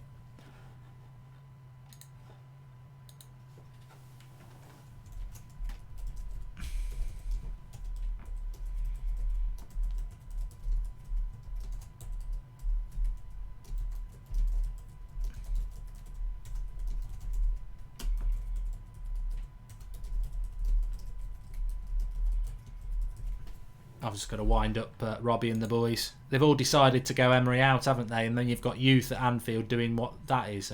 Come on. Good running here by Pulisic. And United not really getting into the game yet. But they are the away team. We've got to expect that. Massive game for Brandon Williams up against Hudson-Odoi and Reece James, by the way. That's a big, big ask for him tonight. Chelsea just got... You know what? Chelsea have just got some really good youth. Reece James, Odoi, Tamori, Mount, they're not playing tonight. I don't know anything about this Gia guy, number 44, he's on the ball at the moment, or Gilmore, don't know anything about those, but... Liverpool looking like they're going out the Carabao Cup anyway, which is all more reason for someone like United to step up, because Man City do take this quite seriously, don't they? I think Pep is absolutely obsessed with winning the quadruple, isn't he? Reece James there, strong, skips past Brandon Williams, feeds it into Hudson-Odoi. And Chelsea just popping off their passes, a good block there. But United a little bit under the cosh at the moment. Don't think Reece James used to play for us, James Glavin. We've got to win practically our starting 11, says Ryan FTW. And I think there's a...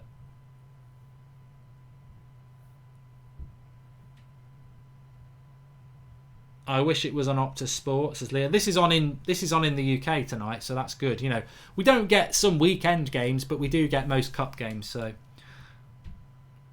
and Alkin Mamet says that yes, Reece James was an ex-United player. You know what? The name rings a bell, but why would he be at Chelsea? I don't know. I do remember the name, but I didn't think it was him.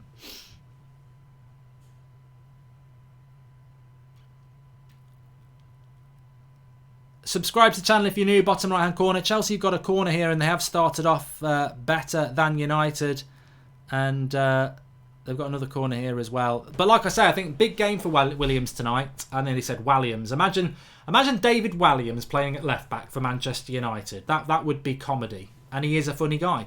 But with regards to Brandon Williams, big game for him tonight, because Reece James is a very, very good right back. He did bits at Wigan last year. And Hudson-Odoi, very, very, very, very well thought of.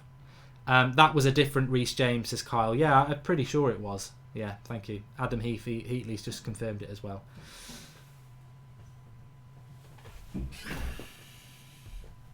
Goldfinger. I'm in pyjamas.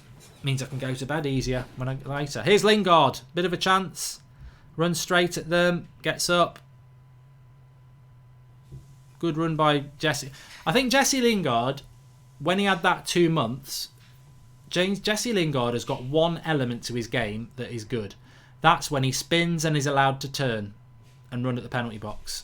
And most teams don't let him do it. But obviously this Chelsea side. Penalty for Liverpool. That game looks great. I wish that had been tomorrow night or last night.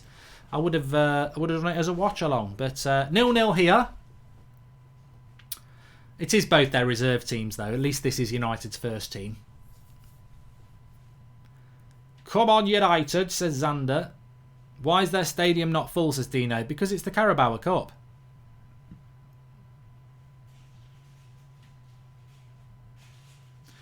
Anne-Marie Martin says there was a James Rees at United. He's now at Sunderland.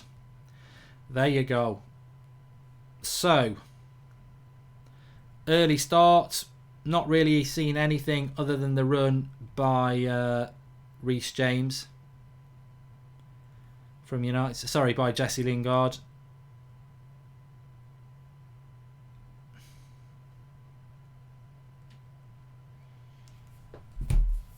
McTominay and Fred have been very, very quiet for our first team midfielders, you know. And I mean, we're nearly 10 minutes in it, and I mean, to be fair, Kovacic and Jorginho would be considered first teamers for Chelsea at the moment because Kante, Barkley, Loftus-Cheek. I mean, look, you know what? The amazing thing about Chelsea is that yes, they had a transfer ban. Would Lampard have used these youth players if he'd not had a transfer ban? I don't think he would have done. But terrible touch by McTominay there, and Chelsea come again. But look at Chelsea. Even, you know, yes, he had a transfer ban. Yes, they lost Eden Hazard. United are on the break here with Rashford, and he loses it. And we really are just a counter-attacking team, aren't we? If the counter-attack breaks down, we lose the ball in seconds. We don't try and keep hold of the ball. But yeah, look at Chelsea's options. And Thierry Hilsarsen says we had Reece James back in 2013, but it's not the same. Thank you, Thierry. And Milner's scored. He always scores penalties, so it's 3-2. But look at Chelsea's options, right? Midfield, Kante, Kovacic. I nearly said Djokovic, like Jorginho and Kovacic have had a shag and produced a midfielder. It would be a good midfielder, wouldn't it? Imagine that, merging Kovacic with Jorginho. It'd be a very good midfielder. But yeah, Kante, Kovacic, Jorginho, Mount, Loftus-Cheek, Barkley. That's 6 midfielders. Then you've got Gilmour coming through.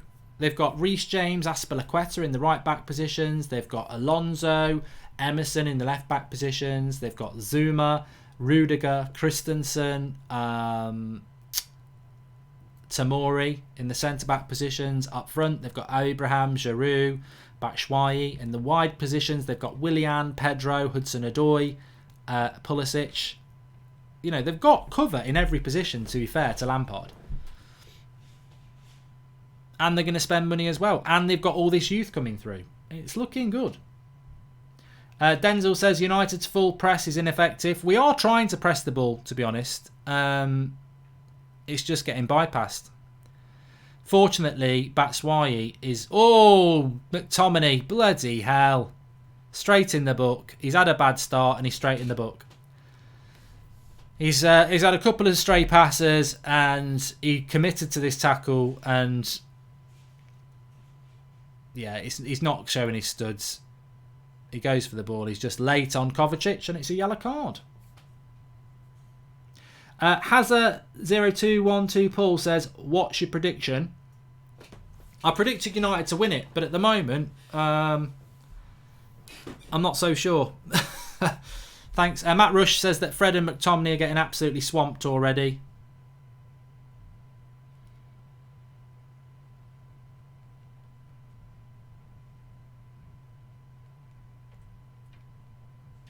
And that's a worry, isn't it?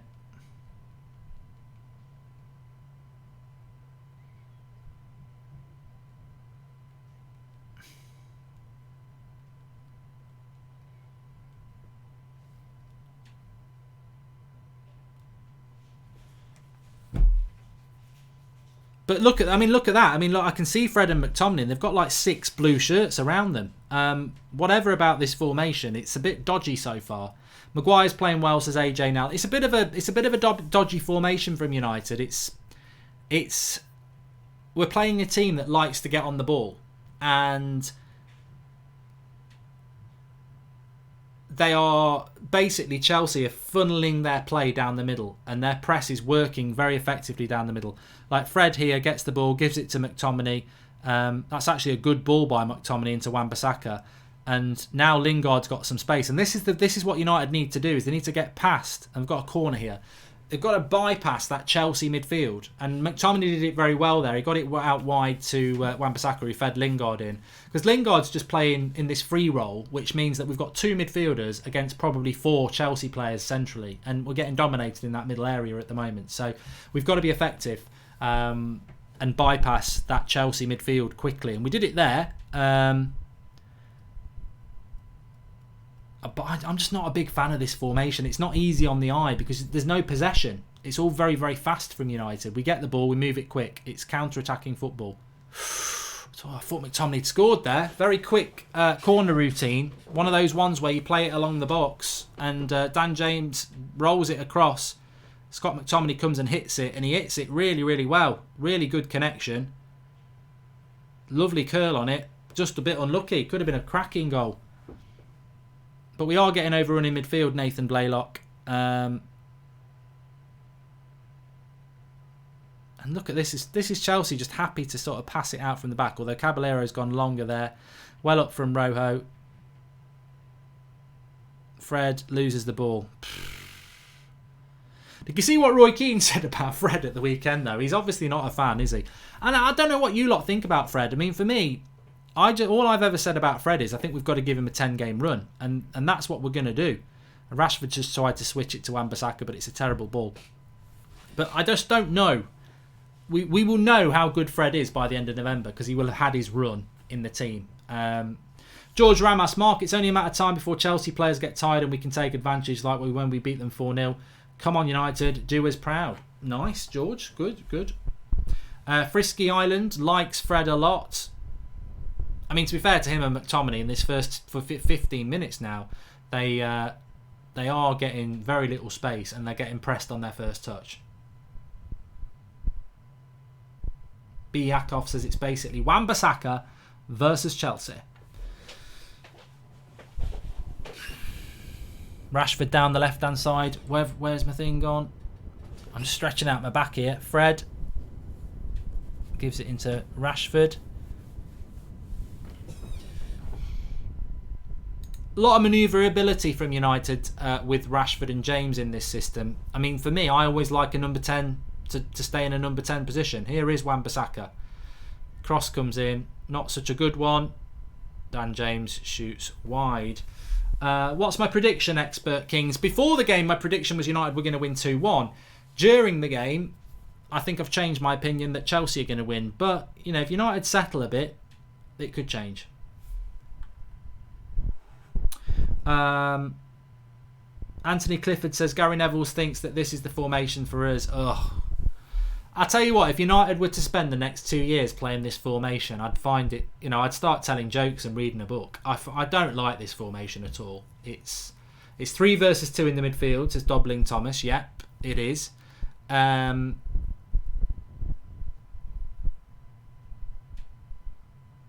It's fast, it's energetic, but there's no possession of the ball in this. Everything's quick because it's counter-attacking football, so everything's got to be quick. So you don't get to enjoy any triangles of possession, working your way through the phases. You know, it's all quick. And I think counter-attacking quick football is great, but when that's all you've got, it becomes a little bit hard to watch at times because you give up a lot of possession. Emery's under pressure just like Ollie, if not more, but can still send out a second team to Anfield against the Liverpool second team and lead. I hate how scared we are, says Nicholas Hardy. Nicholas, we've just got to win this game today. He's put out a strong team. He's got to send a strong message and win the game.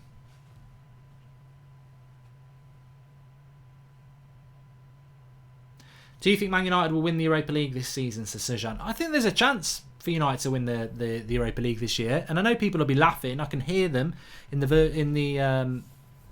this electronic community. I can hear the laughs. But I think there'll be an all-English Champions League final, and I think that Arsenal and United have got a very good chance of contesting the Europa League final, because Premier League football is ahead of European football at the moment. So we might not be a very good Premier League side at the moment, but I still think we've got. I mean, look at that group in the Europa League.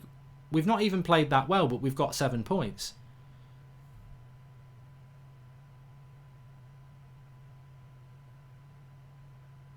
And Batshuayi's just been booked for a foul on McTominay.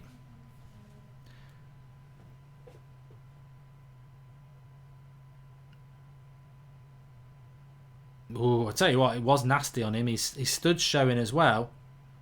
It's all right. Oh no, it was his heel. I thought he'd left his studs in there.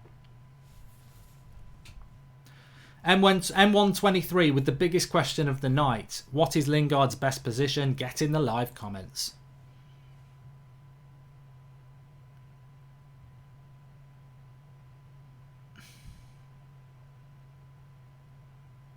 Ali Akram says that Martial should have started. I think that was there was an element of surprise in relation to that. There was a bit of a surprise with that, but you know.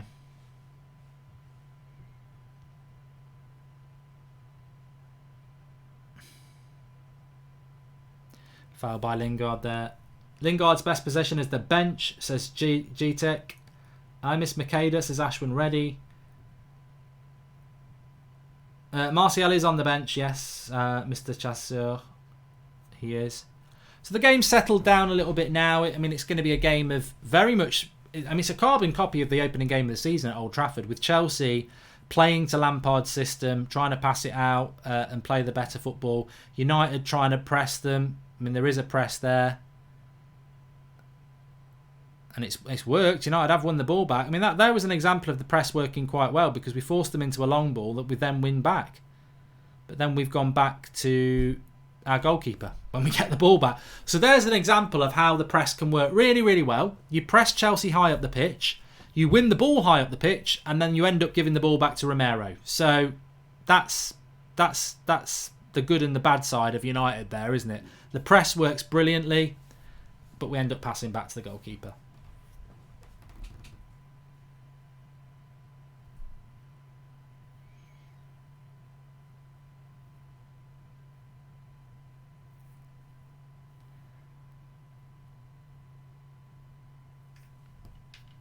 Get rid of it, Rojo. There we go. 20 minutes, just coming up for 20 minutes then. Yeah, like I said, very much like the game at Old Trafford, whereby Chelsea have their system, their philosophy that is easy on the eye, and United have their contradiction. You know, I hope it goes on to be what tiki-taka football has been for Pep. You know, this football world changing formation. But I also find... it's just a total contradiction to have a team that's got a high press that plays counter-attacking football. How can you high press and counter-attack? But that's basically what we do under Solskjaer. We high press and counter-attack. It's a weird thing. Hopefully it's going to be the next great footballing tactic. But that's what we've been doing so far. Soaking Chelsea up and then trying to hit them fast on the break. And it's 0-0 at the moment. It's 0-0 at the moment. And you do feel that if Chelsea were to make a mistake, there is a chance there. Simon Cliff says, Mark, Sheikh Mohammed has invested nearly $1 billion since taking over as City. Greedy Glazers have withdrawn $1 billion from our club. Thoughts? Well, my thoughts are what they've always been. That United are, run by parasites. There we go. Mark, have you watched the comment on Xhaka by Gary Neville? Says Tony Stark. No, I haven't. Wan-Bissaka, sorry, not Wan-Bissaka. It was Harry Maguire against... oh, it's a foul, actually. It's a handball by Batshuayi. He was on a yellow card. Send him off. FHK says, would you take Romero or De Gea as your first choice goalkeeper? Are you having a laugh? It's like beans on toast or a lovely steak dinner. And De Gea's the steak. And Keegan Pillai says that high press and counter-attacking just don't go together. But that is what we're trying to do. And Fred's given a foul away on Hudson-Odoi here. Mark, go on the Poet and Vuge podcast, as Ashwin ready. They've got to invite me, lads and ladies. I don't get invited, so I can't go on it. But I did the Alex Goldberg podcast yesterday. Thoroughly enjoyed it. I will go on stuff if I respect the people and they ask me to go on it. But I can't ring them up and say, get me on. They're probably from the world where they've been told a load of bullshit lies by you-know-who. And they think, oh, he's a knobhead. But, I can't break those barriers down if people don't ask me to do it. I do like NFL, Sujan Ra, but I like F1. I haven't watched as much as I would like. This competition is so dead. I would rather have the international break, says Jordan Such. Jordan, you normally talk a lot of sense. I wouldn't have the international break. I hate the international break. I'd rather watch United play any day of the week. No shots on goal though. That it has been a little bit boring in that sense. Good tackle by Harry Maguire there. Really strong. And again. And a crap pass.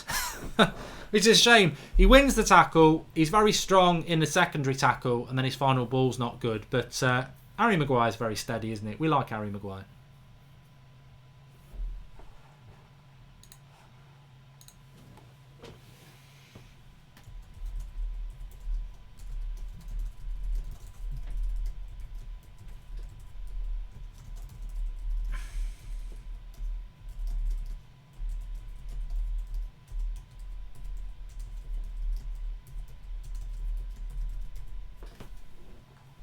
But Chelsea just getting a little bit of sloppy here, and I do feel that United, they go back to the keeper again.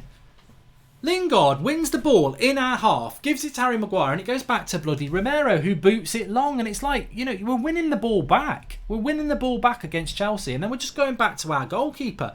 Like, McTominay's won it well here. Now there's an opportunity to run it there for back four with Dan James. Into the box. Penalty! Given! There we go. That's it. This competition is okay. And Johan Cruyff and Jesse Lingard have the same number as Cruyff. He's only a teenager at the moment and can improve a lot. Do you think he'll be better than Cruyff? And hey Mark, just got home from work. How are we playing? Says Alalak Jakayi. Well, we've just got a penalty. Marcus Alonso, the minute he makes that tackle, Dan James, very direct, runs at the back four of Chelsea. And it's Marcus Rashford. He's going to score. He's surely going to score this time. We've missed so many bloody penalties recently. Dan James again causing teams problems. That's Ole Gunnar Solskjaer's tactics for you there. Get the ball and be direct. Get the ball and go for goal. Which, to be fair, under Mourinho and under Van Gaal, it was side-to-side crab football. I will applaud Ole for that. He does, when we get the ball, we move quick and we get direct, and it causes teams problems. And Alonso really making a tackle again that he doesn't need to make, and we pick up a penalty from it. Rashford, normally very good on penalties, just needs to hit it harder than a wedding night dick like he did against PSG and make it 1-0. Here he goes, Rashford, lovely finish, wrap it up, send it to Santa. It's Manchester United 1, it's Chelsea 0. Neither team have done a lot in this game. Neither team have done a lot in this first 25 minutes. But United, sucker blow, not quite. Dan James is direct. Alonso makes a stupid mistake. And Rashford puts the penalty home. And it's good. It's good to see United scoring a penalty because we don't always do that at the moment. And it's funny because I was just saying that, wasn't I? There is an opportunity now that the game has settled down a bit for United to play on Chelsea and start to get a foothold in the game. And we've certainly got that now. Manchester United 1-0 up with a penalty. Back of the net, and it's a silly tackle by Alonso, and it's a penalty. It reminds me of the Leicester game where we got the penalty as well. You don't need to be making a tackle like that. Referee's got full sight of it. It's 1-0 to Manchester United. Luke Penning says United don't deserve this. We do. We absolutely do. When you understand what United are now, then... And we do, as United fans, we understand it. I think if you're a Chelsea fan or a Liverpool fan or an Arsenal fan who've not been able to beat us recently, you probably get very frustrated by it. But what you've got to basically remember is United are like Stoke. We're like a good Stoke. We are a team that basically hits you on the break. We soak up and hit on the break. We don't look to dictate the play. We don't look to boss the game. We just hit you on the break. That's what we do. And... it's effective against big teams, and it's been effective tonight. So it makes the opposition feel a sense of injustice. It makes some United fans feel a sense of injustice because we're not easy on the eye because we don't have a lot of the ball. But what we are is direct. When we get the ball, we go route one, fast, get it into the feet of people like James and Rashford and look to force mistakes. And we're picking up a lot of penalties because of it. This is what quick players give you, says SK. Yeah, it causes problems. You don't have to have a lot of the ball because if you get the ball, you can get forward. Ollie's animated on the sidelines now.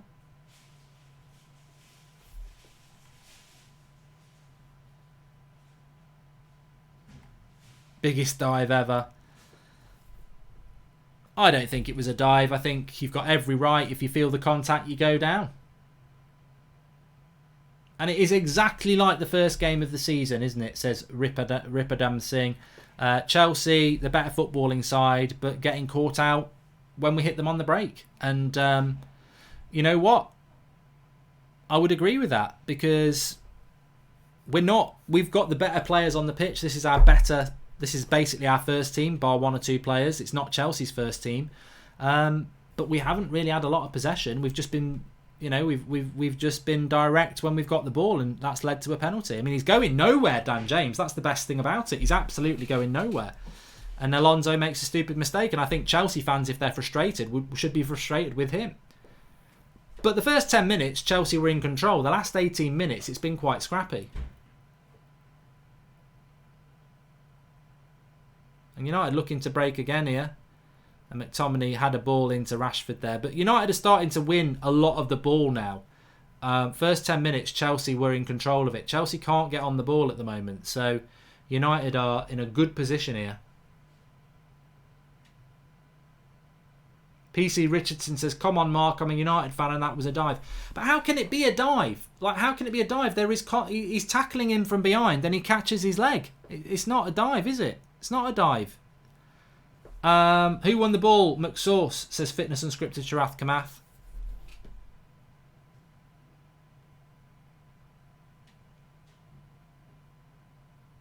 And Alan Basso is right. There's clearly contact, so it's a penalty. I've always been of the school of thought that, and I used to do it when I was a player as well, if someone's stupid enough to leave their foot in and contact on me, why is it my job to stay on the pitch? Why is it my job to stay on my feet? But a challenge for Chelsea now. Alonso with the error. Not a popular player with Chelsea anyway, Alonso. And they're giving the ball away a lot, Chelsea, at the moment, which is helping us. I'm really excited about Brandon Williams. Mark says Daniel Tail. I tell you what, it's going to be a cracking game for Brandon Williams tonight because he's up against Hudson-Odoi and Reece James on that side. So it's going to be a real tester for him. And there are some decent Chelsea players on that team. Pulisic, Hudson-Odoi, Kovacic, Jorginho. Mark, been watching the show for over a year. I love the show, content and the community. Keep up the good work and hope you're having a good week, mate, says Simon Cliff. Thanks for that, Simon. Appreciate the comment. I'm just going to actually take that comment and stretch my back out because we're half an hour in now. Good tackle by McTominay again. He's having an absolute worldie now, McTominay. He's winning absolutely everything and it's a cross-in by Dan James, but McTominay has suddenly gone through the gears in the last 10 minutes. He's winning everything.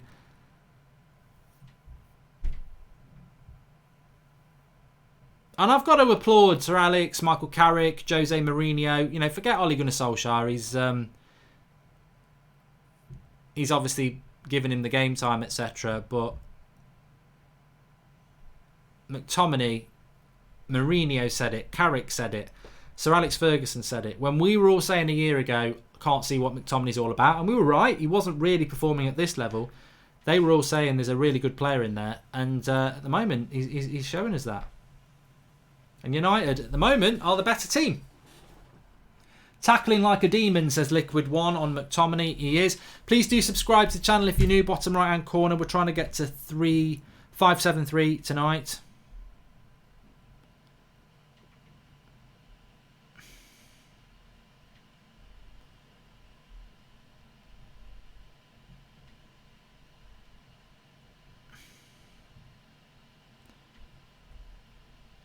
And Lingard's given a foul there.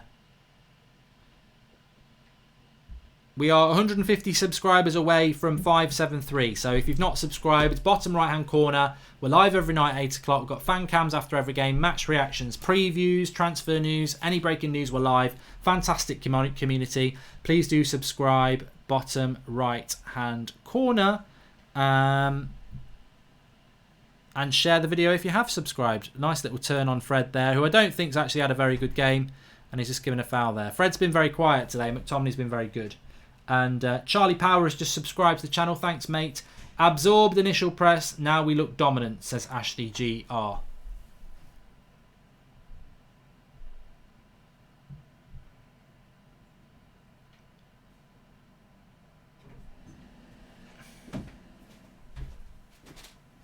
Yeah, the subscriber count is broke, Steve Martin, so I'm having to check it on my screen.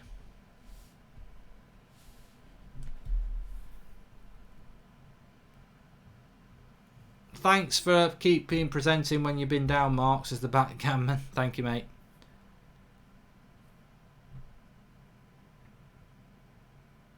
But look, you know, you look at United now, very, very hard for Chelsea to score.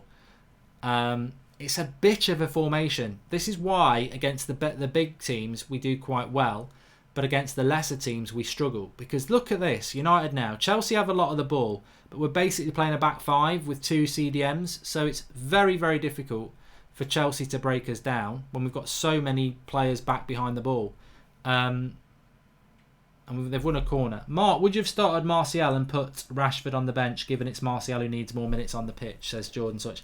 I would have done, but I just think that maybe he's not totally 100% match fit, so they just don't want to risk it, maybe. That's what I'm thinking.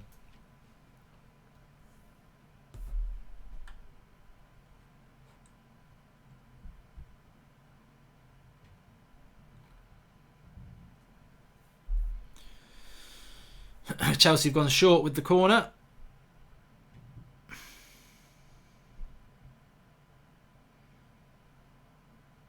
Harry Maguire will clear it.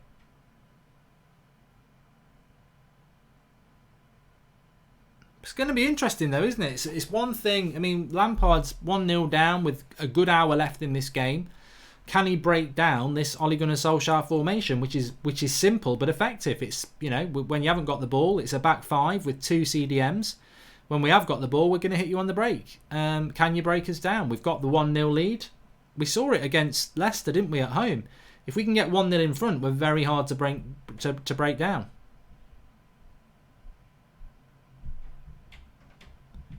And it will be defence against attack a lot, and United have just got to be effective on the break.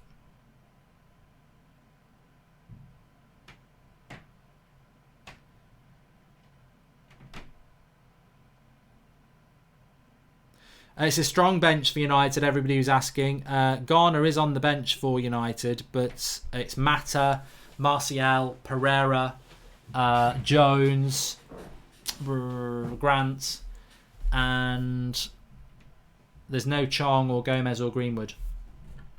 Alistair Milroy, thanks for the contribution. Man of the match for me so far would be Scott McTominay. I think he's been fantastic in that midfield area.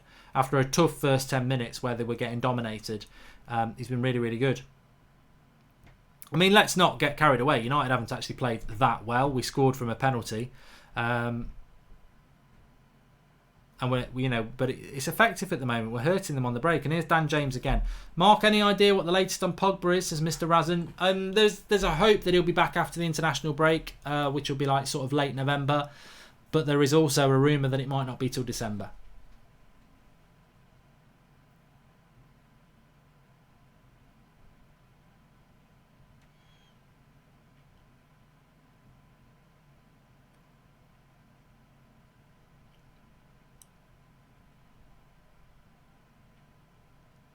Be good for United to just get a good header by Williams there. Here's Rashford. I thought he'd held on to it a little bit long there. Jesse Lingard gets his shot away straight at the keeper.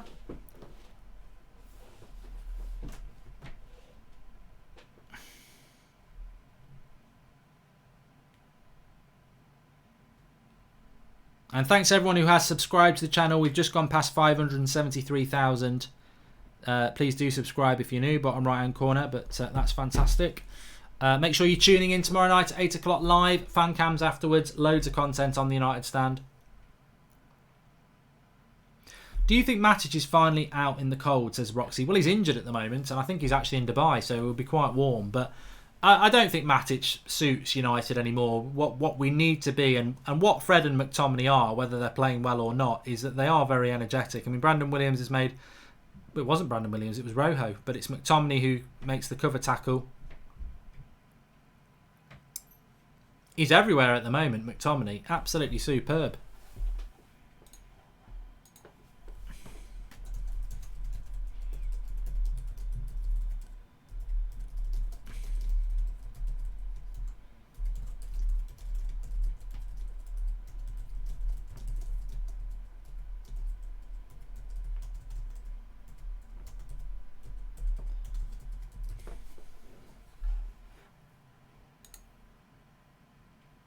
One of those real adrenaline performances where everything's going your way and you just want to get involved, and that's what McTominay's doing, and he's dominating that midfield at the moment. And let's not forget, it's not a makeshift Chelsea midfield. It's got Jorginho and Kovacic in it, and McTominay at the moment. You know, if Chelsea are a top 4 side, then McTominay's playing like a top 4 midfielder. That should be 1-1. Good cross coming in across the face of the goal, and for some reason Wan-Bissaka has to come across from right back to clear it. There's plenty of United defenders there, but he takes ownership as the cross comes in, goes with his man, and he gets there before Pulisic. Good defending. Brilliant defending. And Arsenal are winning 4-2.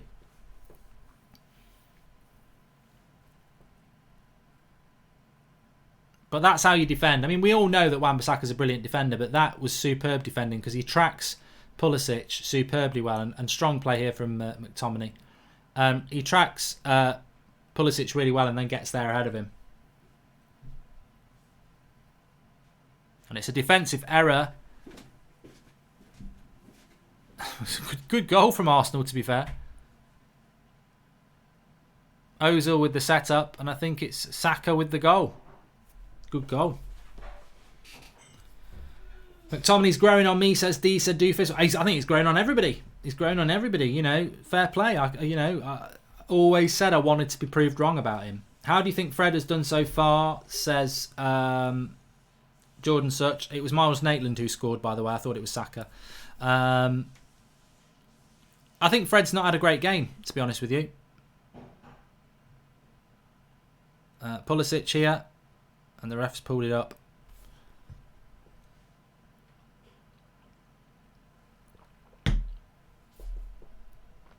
For a handball. Good call, referee.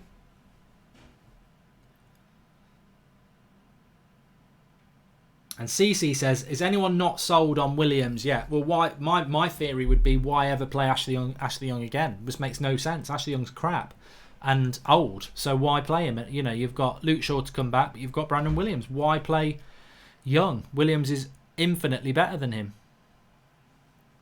5 minutes before half time, United leading, and at the moment, I would say it's a fair result at the moment for United. First 10 minutes, definitely Chelsea were decent, but they fell away. And I don't think United have dominated the game in any way, but I think the game plan has worked very well. I think they're struggling to break us down.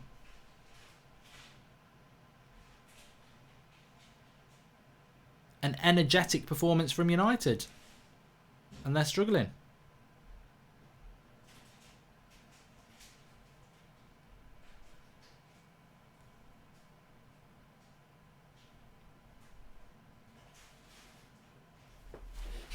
I think there will be no more goals to Samuel Haponen. Well, you know what? I think when United are playing like this, it is difficult, isn't it? To what a hit! It's 4-3 Liverpool and Arsenal, and it's Oxlade-Chamberlain who scores it. That's his second cracking goal in a week, isn't it? He scored a very good one against Genk last week, and it's 4-3 now. That's a cracking game. But no, look, you know.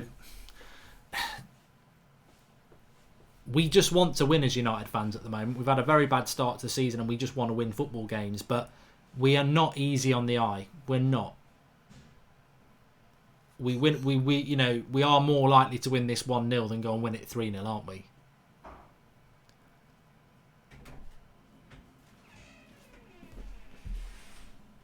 Thank you. Is his alarm?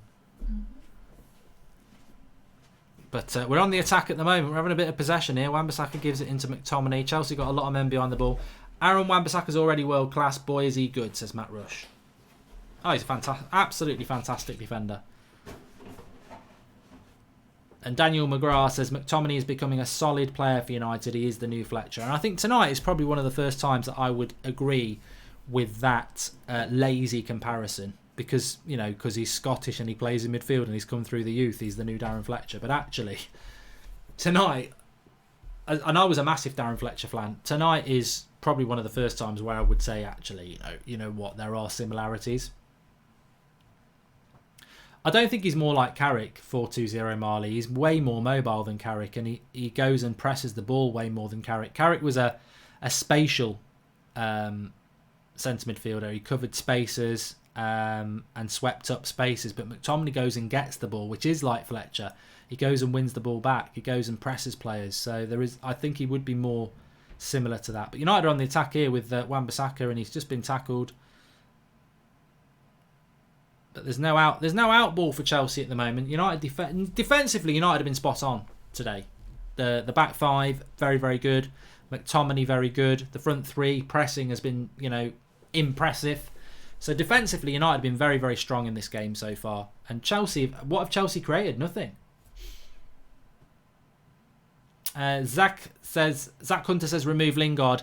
Well, yeah, I mean, look, you can remove Lingard, but as we all know with Lingard, all right, he might not do a lot on the ball, but he does run around a lot. Ollie loves his energy levels. Somebody in the live comments has just said McTominay's better than Carrick. Can we get them blocked, please? That is ridiculous. It irritates me how people just do not understand Michael Carrick. And Rashford's given a foul away there. Apparently we've had twice as many shots as Chelsea, AJ, now. Well, I can't think of how many shots we've had. 2. Lingard had 1, which was straight at the keeper, penalty. Paul Robinson saying we miss Martial so much. I just think in this formation you should have somebody playing as a number 10. I mean, at the moment, Lingard's the most furthest forward player. Well done, Lindelof.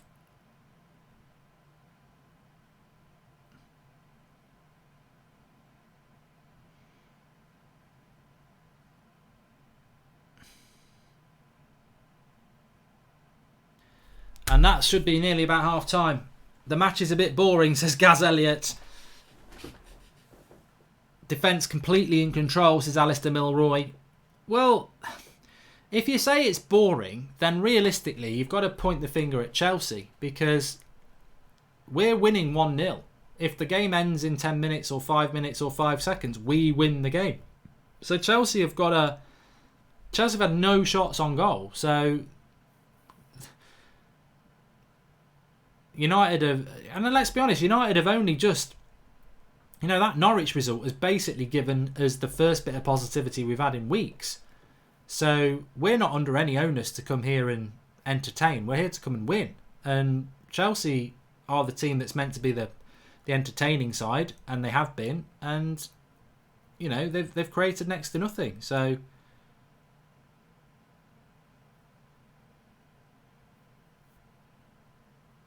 but we're going to be at half time here. I think Liverpool have scored again. I think it's 4-4.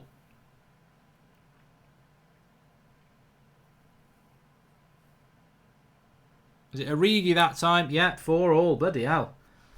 What a game that's been.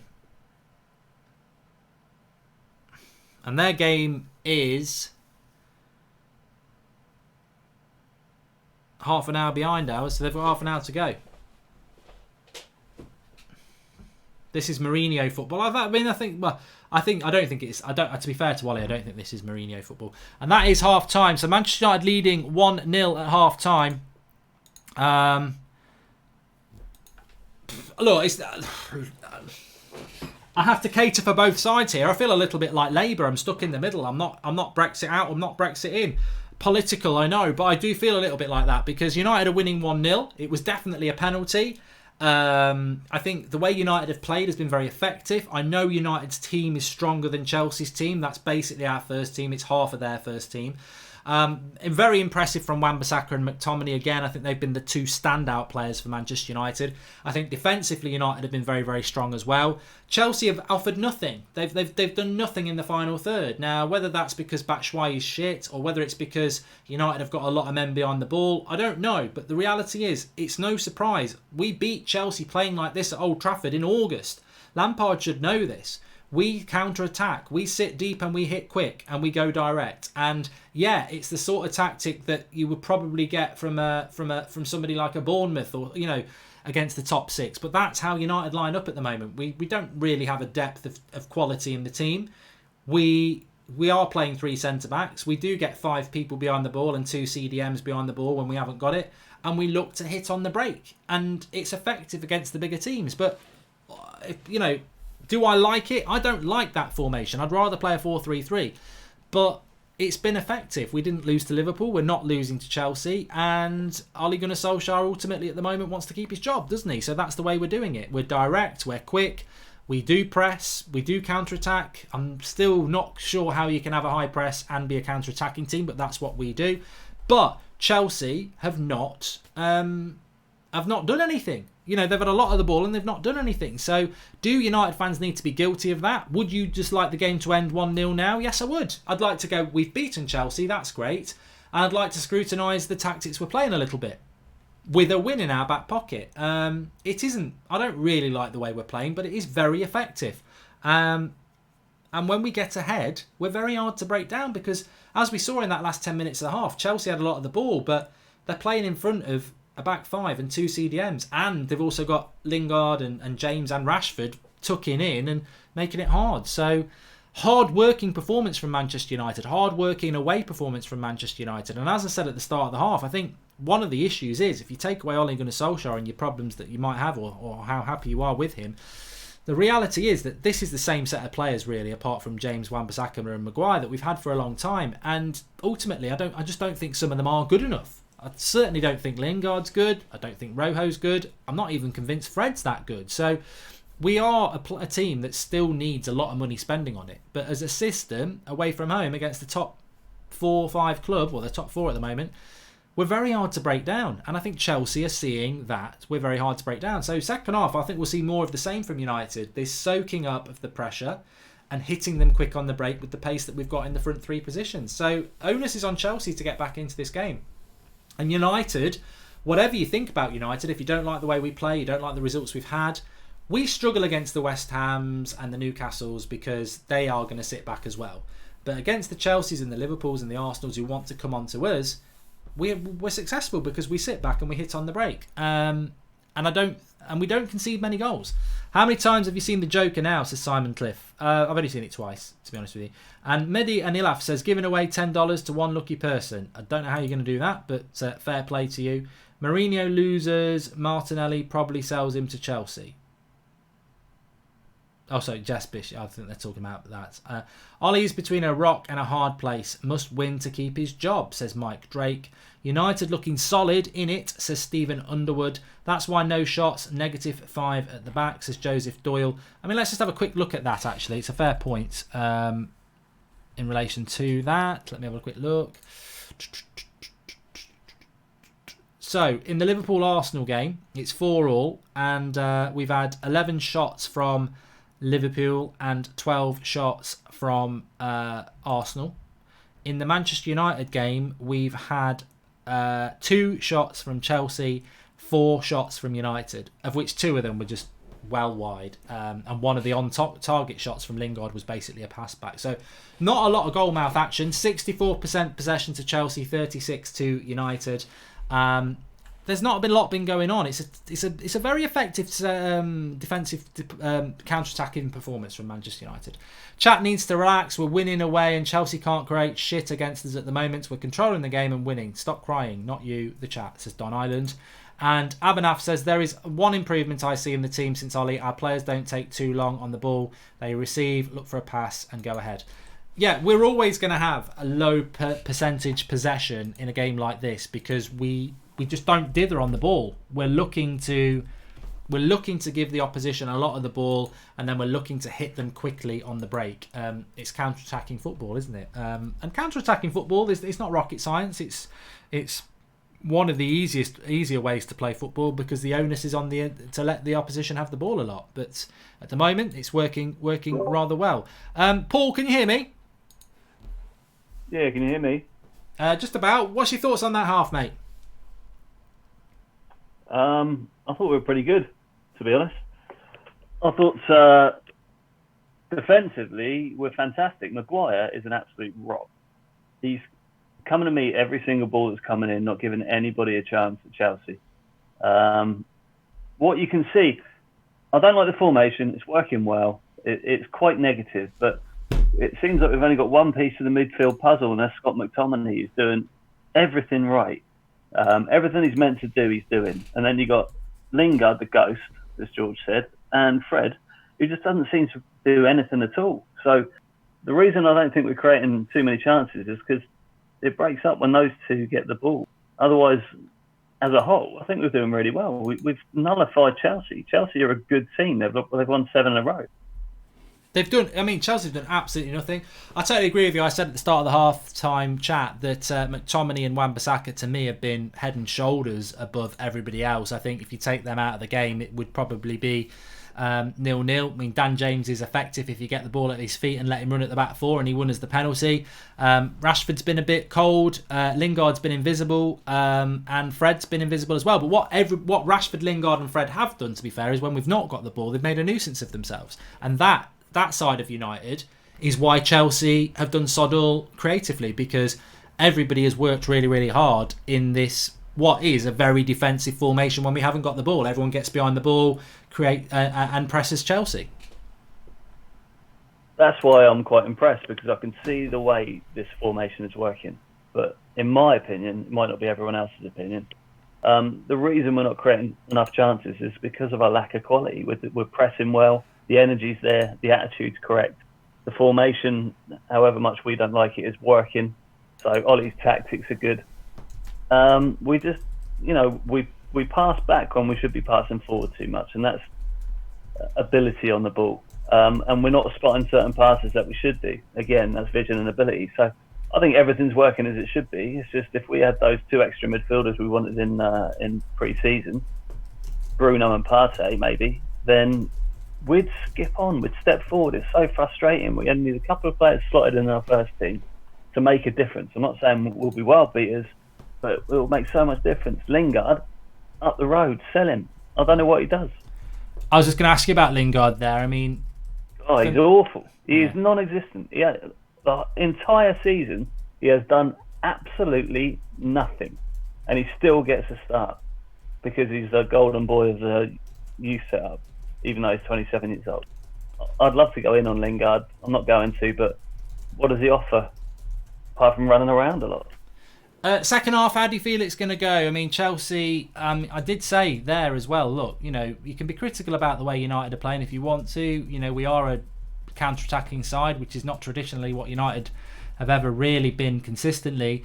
But there is an onus on Chelsea. This is the same game that they came and played opening day of the season. Yeah, they've had a bit more of the ball. Yeah, I like the way Chelsea play football, but can they break a team down that, let's be honest, we're not, maybe they got a bit ambushed against us at Old Trafford, but they know we play like this. We've done it against Leicester, we've done it against Arsenal, we've done it against Liverpool, we did it against them. Against the better sides, we are basically hitting them on the break, and they've created nothing. So Lampard's going to have to change it a bit, because they just don't look like they're going to create anything either. No, we're out Chelsea and Chelsea at the moment by the looks of it. So I'm quite chuffed with that. We're out working them. My worry is we're going to run out of steam on 70 minutes. This is where we're a first half team, in my opinion. In the second half, Ollie's tactics are going to mean a lot when he makes changes. What changes he makes if we're still 1-0 up at 65, 70 minutes. So it's a big half for Ollie, because previously we've seen that he's quite ineffective, and the changes he does make can be counterproductive. So yeah, if Ollie gets it right, we'll win. So big half. And I think you're right as well. I mean, this is something that unfortunately we do see time and time again. We saw it against Liverpool actually as well, whereby who is the replacement for Fred or McTominay? We just don't have that depth. We don't have those two midfielders that maybe we should have gone and bought in the summer. So it does leave us a little bit thin. So it'll be interesting, like you say, around that 70-minute mark as to how he goes. Simon Cliff says, Mark, if you could sign 5 players in the summer, who would it be? For me, it'd be Tonoli, Williams, Werner, Fernandes, Sancho and Ruben Diaz. Thoughts? I'd be happy with those, mate. Red Baron says, is this the long-term plan, to be a counter-attacking team that is a bogey team for the big clubs and struggles to score goals against the majority of teams? That's interesting. I'm going to ask Paul about that, actually. What a goal by Willock, says Ulrich Dalland. It's 5-4 now in that game. Bloody hell. Jay Singh says, notice Rashford doesn't look as sharp or good without Tony alongside him. And TJ Sherman says, Ollie at the wheel, keep calm. We will definitely play good attacking football against the top teams when we sign the quality players that we need. I was going to say that, Paul. I think that, in the short term, I think we will see more of this 3 centre-back thing against the bigger teams, because it certainly makes us hard to beat. Lingard offers a lot in these games. Work rates, as Michael Fraser. And Keegan Pillai says, Lampard brings on Mount and Abraham in the second half. How does Ali counter that? And Ryan FTW, never mind buying a striker in January. We need a centre midfielder. But yeah, look, against Norwich, we played the 4-3-3. So maybe he realises that against the lower teams, we can't play this way. But I think we'll see it in the short term a lot more until we do buy some better players in. Yeah, we're kind of stuck with what we got at the moment. So he's got to make the best of what he's got. At the moment today, he's doing that. Hopefully, his tactics in the second half are going to push us on for the win. But we're relying on Ollie on this one, because the players on the pitch at the moment are doing a good job. They are. And as I say, looking at the bench, I suppose he could bring Pereira on. He's got a few legs in the midfield. Well, he's got 2 like everybody else, but he's got some energy to him. He could try and get Martial on for Rashford, which I think would make us a bit more threat on the bench. But we haven't seen Martial playing in this formation, and I think what I've noticed with Rashford is that we're playing a 5-3-2 or whatever, and Rashford's not playing down the middle. He's wandering all over the place, and I think, if you're going to play a back 5 with 2 CDMs when you've not got the ball, you need a number 10 who's a number 10, and Rashford does seem to be wandering over. Maybe it's tactical, I don't know, but he is wandering around a lot, and I think I would like to just see him playing as the number 10 in this formation, because we're not occupying their centre backs. I don't think he's not a striker, Mark. He can't hold the ball up well enough. He can't. When he gets it, he tries flicks and touches and turns and Croyce, and we need someone solid to hold it up for 3-4 seconds and then pass it around the corner to someone who's making a run. Everybody knows that he can't do that, so no one makes the run. Therefore, it kind of affects our game. That's why we miss Martial a lot. He's just not a striker, unless it's a counter-attacking striker where he can run onto the ball behind into space. So that's what we're missing. You can spot things we're missing. The creative midfielder, the centre forward to hold the ball up. And this is why we're breaking down on our attacks. But in defence, I've got to say, our defence looks solid. And the old saying is, you start building from the back. And if we're going to do that and then build on top of what we got at the moment, I could only see us getting better, to be honest. But at the moment, you can see the areas we're lacking, and it's killing our attacks. I think whatever happens with Manchester United, we're never far away from the big problem of the last 6 years, which is the ownership, isn't it? Because we're only going to improve if we do get the attackers, the signings in that we need. And like you say, look, Paul Pogba's the only player out. I don't count Matic as being out, because Matic is crap. So Pogba comes back in, he gives us an option on the bench. We need 2 midfielders.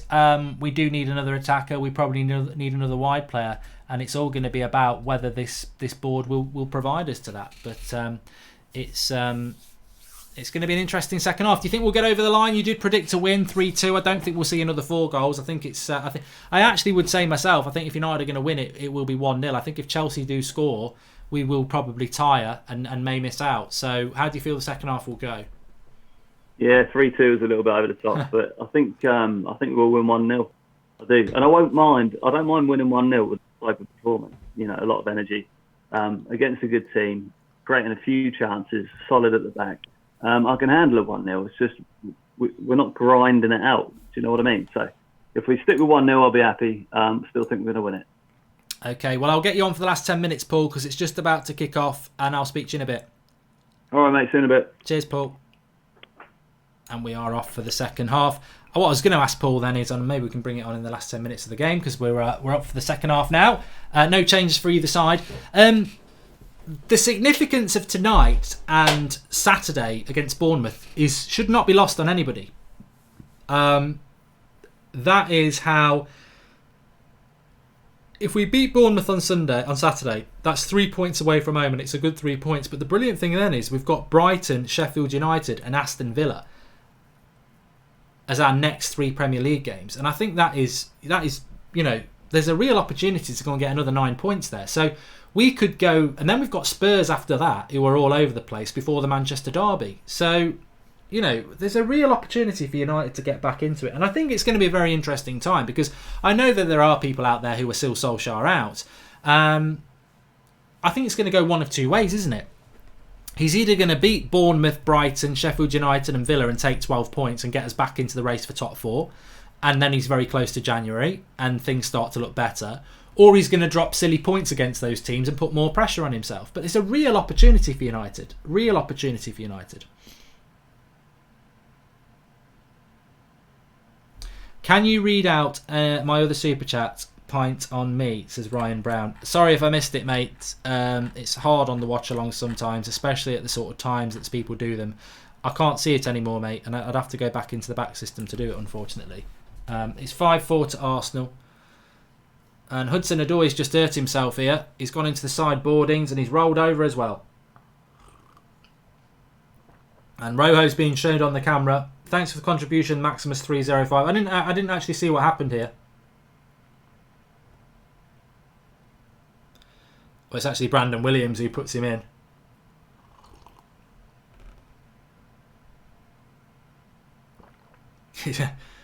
It's Brandon Williams who puts him in, not Rojo. Fair play. And he might be out here.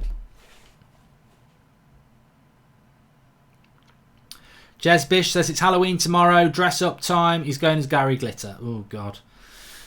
That's more of a nightmare than It the Clown for kids. Yeah, Halloween tomorrow night. Zayn Miasi's in the house. He says, come on, you Gunners. Martinelli has Rashford in his pocket. You're obsessed, you Arsenal fans. You're absolutely obsessed. What I find funny about Arsenal is if they do beat Liverpool, all these plonkers who've gone Emery out are going to look like plonkers.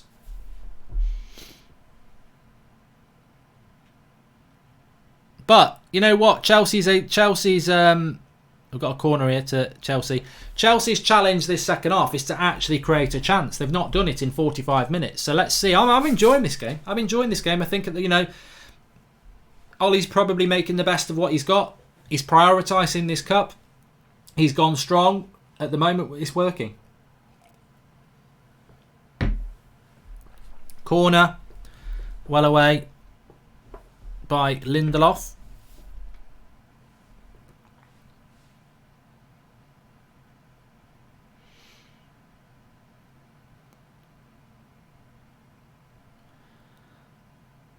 And Rojo there. Throw in. So, I mean, look, I think Paul made a very interesting point at second half time there. We saw it against Liverpool as well. This formation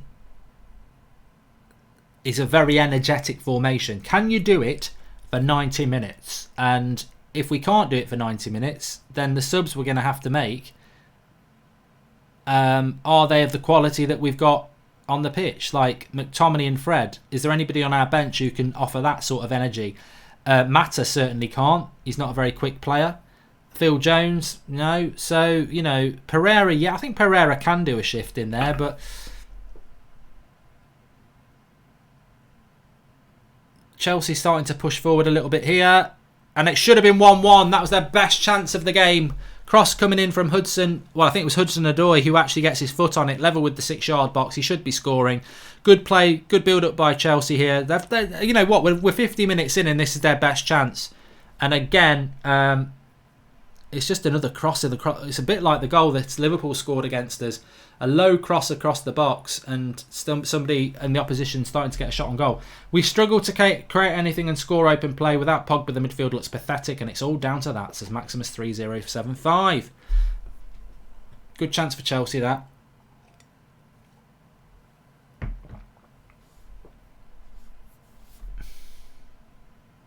Who would get man of the match as Ahmed Fran? At the moment, from United, it'd be Wan-Bissaka or Scott McTominay, and he's driving forward now, McTominay. Lovely ball into Williams. He's up against Reece James. And he goes back to McTominay. Pereira and Garner, says Ashley G. Yeah, I forgot about Garner. I mean, yeah, Garner would be an option. I think we're going to have to use Pereira and Garner in this game because they've got energy. But I'll tell you what, if United get a second goal, we've got the game sorted, haven't we?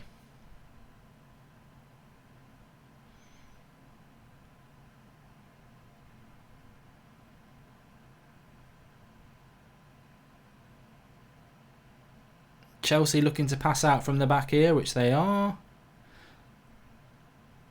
It's 5-4 to Arsenal in the Liverpool game. I tell you what, I know why, because Arsenal and Liverpool played on Sunday, but I would love that Arsenal-Liverpool game to have been last night, because I would have done a watch-along on That's Football for it, but come see, come saw, we didn't get it.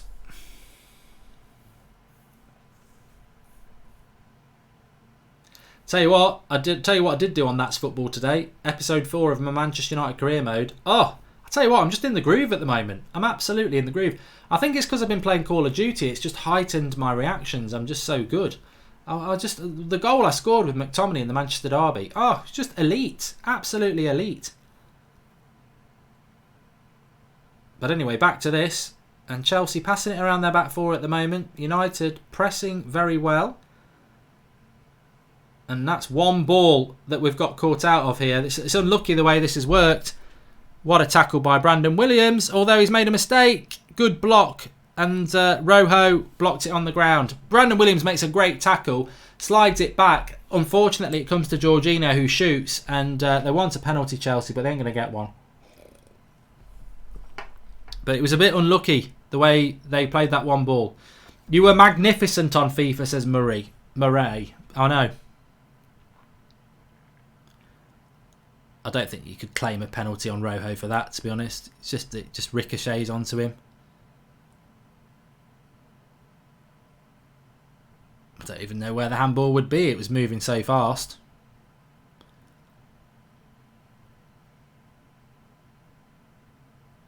And it was Fred with the block.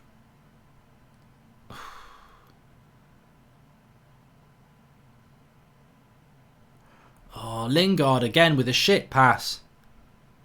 It's going a bit end-to-end at the moment, which United won't want. We don't want it to go end-to-end. Because it creates space for both teams, and that's shot wide. But it's Chelsea, you know, we've not even had 10 minutes of this second half, and Chelsea have had 2 shots away at goal. That was well wide by Pulisic. But the game just got stretched there because Lingard should have been playing a pass into McTominay to get a shot away. It's a bad pass, and then Chelsea using the space that Lingard and McTominay have left because they're out of the game. So that's why a bad pass from Lingard there caused that problem.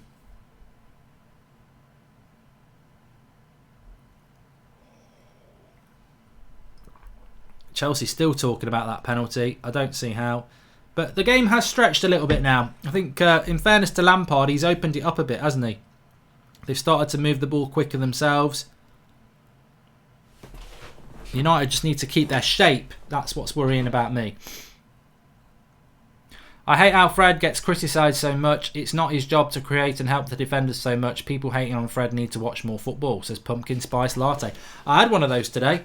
What a cross that is in by Hudson-Odoi, and Batshuayi doesn't read it quick enough. And it wasn't Hudson-Odoi, it was Reece James, who is another very impressive young right back in the English game. Reece James, Max Aarons at Norwich, Wan-Bissaka, Trent Alexander-Arnold.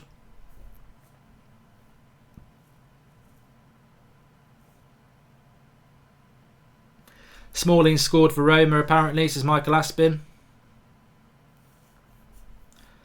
So 10 minutes of this second half, and it's definitely opening up a lot more than the first half. Please do subscribe to the channel if you're new, by the way. I forgot to say that at half time.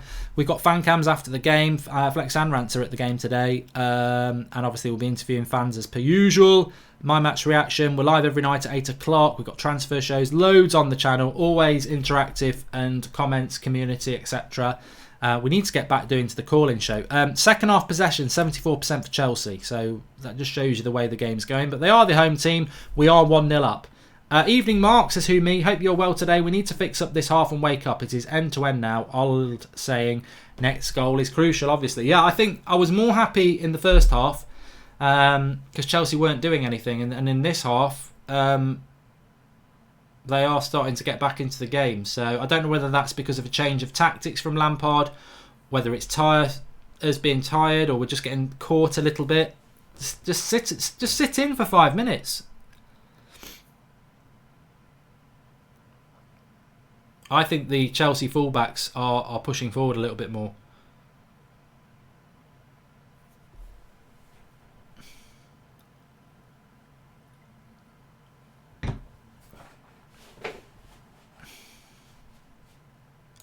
Bit of a tactical discussion going on the Manchester United bench at the moment with Ollie and McKenna. Just stretching my back out. I'm still here. Williams going forward, but Reece James has read that very, very well. We drop off every second half. Same today, says Brooks Hale. I mean, that's a very good point, Brooks. I've got to say, United, we do... we're not a second half team, are we? Mark, are you doing a London event in the future? I'll defo get tickets, says Zayn Miassi. We will do London again, but we did do London in August. So we're doing Manchester in December for the Christmas party. And then I think we're going to do Ireland early next year.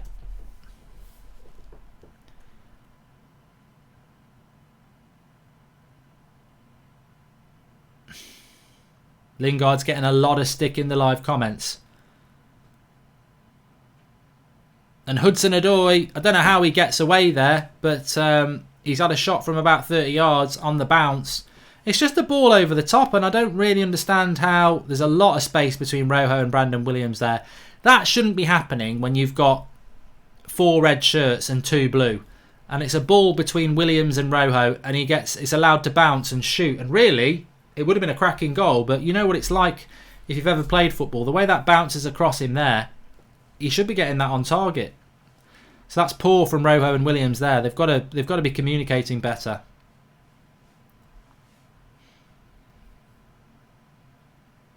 And we've won a throw in here, but Chelsea are the better. United have not come out this second half at all.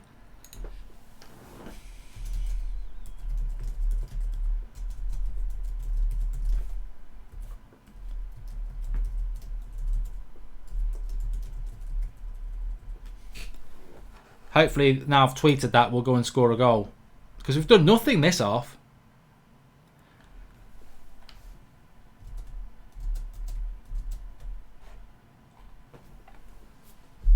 December the 5th, Hotel Football is the United Stand Christmas party at Hotel Football. So keep your eye on the shows. We normally do promote it, put the link in the video description. I think it was on last night's show if you want to get your tickets. But we will start to promote it a little bit more over the next couple of weeks. There's still plenty of tickets left because we've not really promoted it much yet. Dane Summer, Lingard is as crap at football than he is at running a business, says Dane Summer. Yeah, apparently he's lost a bit of money recently, hasn't he? United are going to have to do something this second half. We can't continue to give up 70% possession and offer very little. Again, we've come out in the second half, and this is becoming a problem for United under Ollie. We've come out second half. Well done, Brandon Williams there. Recovery tackle on Hudson-Odoi. We've come out second half, and we're not doing anything.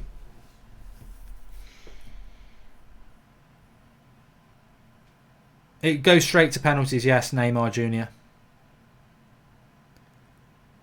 But at the moment, our best chance of winning this game looks like holding out.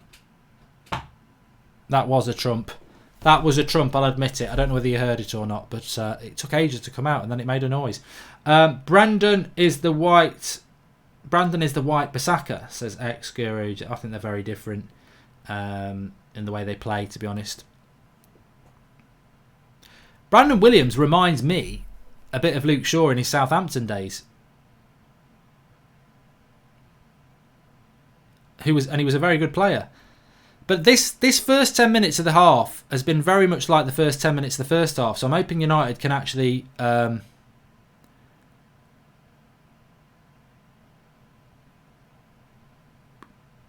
what they did in the first half. Because at the moment, McTominay, Lingard and Fred are sort of getting a bit dominated. It's a pump, says Hosto, yeah.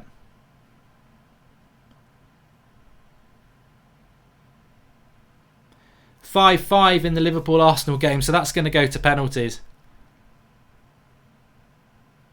What a game. 10-goal thriller. Oh, my life. What's gone on here? Batshuayi's on his own.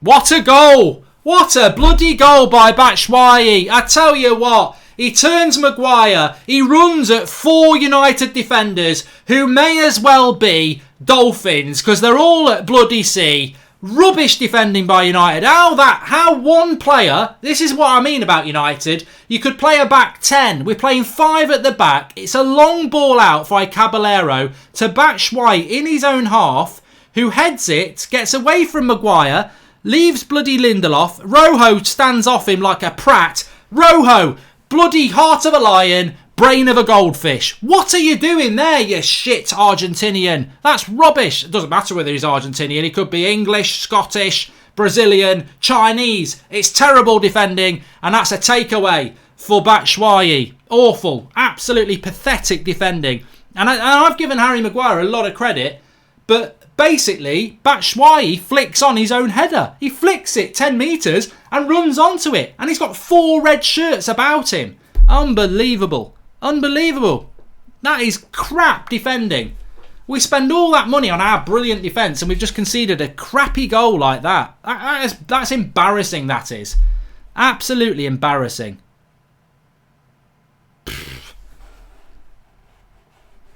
Mark Maguire was never worth 80 million to say Miasi. Well, you've been waiting to make that contribution for a long time. Mark, I hear Lingard will be a guest in the next Simpsons episode. Look,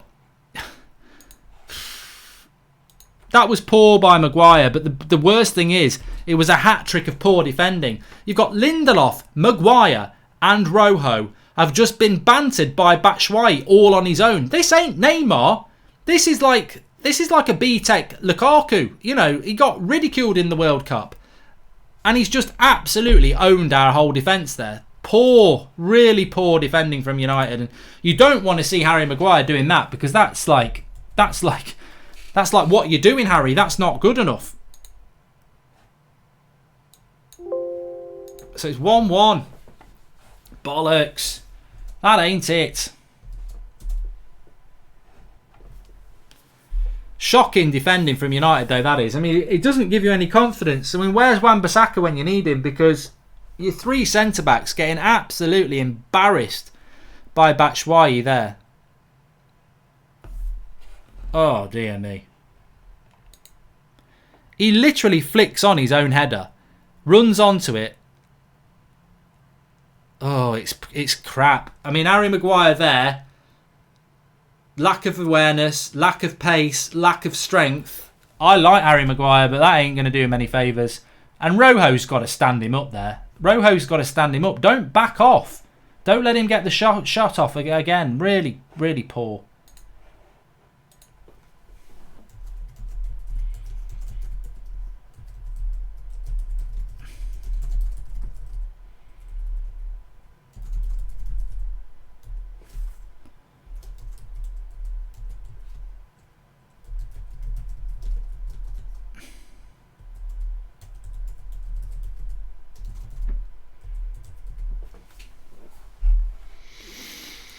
Well, the trouble is, we've come out second half and we're non-existent again.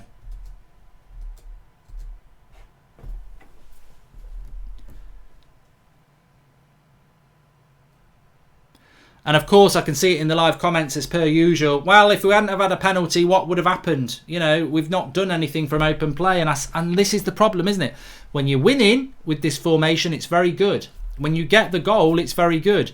But then when the opposition get back into it, you start to scrutinise the performance and go, well, what have we done? What's your beef with Argentinians, says Dan O'Keefe. I like what you're saying there with the beef. I like Argentinian beef, actually. They do good steak. But yeah, look, what have we done from open play? Sod all. There was that corner set piece which McTominay hit over the bar. That was about it. Liverpool have robbed us of 80 million. Leicester have robbed us of 80 million. I really don't rate him. Could have got 2 decent European defenders for that price. Reece James cross corner to Chelsea. United are looking troublesome here. Lingard should be benched as Michael Jones. I mean, Lingard's been terrible again. Absolutely awful again. And this is the trouble, isn't it? The game swings and you start to scrutinise why it's going bad for us. And, penalty apart, we've basically got the penalty, which I said at half time. We've got the penalty and we're being defensive. But again, we've come out in the second half and we're unrecognisable. All the good things we were doing in the first half, we're just not doing. Saying Miasi, Mark Maguire only cost 10 million less than Ronaldo. What was Ollie smoking to buy him at that price? And here comes Martial's coming on for Lindelof. So we're going to a flat back four, which is that's a white flag. That is a white flag. 5-3-2 doesn't work, so we go to the 4-3-3. To be honest, I think this is dangerous what we're doing, going to a back four, because that will allow Chelsea to come on to us a lot more. But then again, it's brave to try and get something in it. And Andres Pereira is going to come on for Lingard because he's shit. Absolute shit. Get Lingard off. Absolute crap. Sell him. I'm going to tweet that.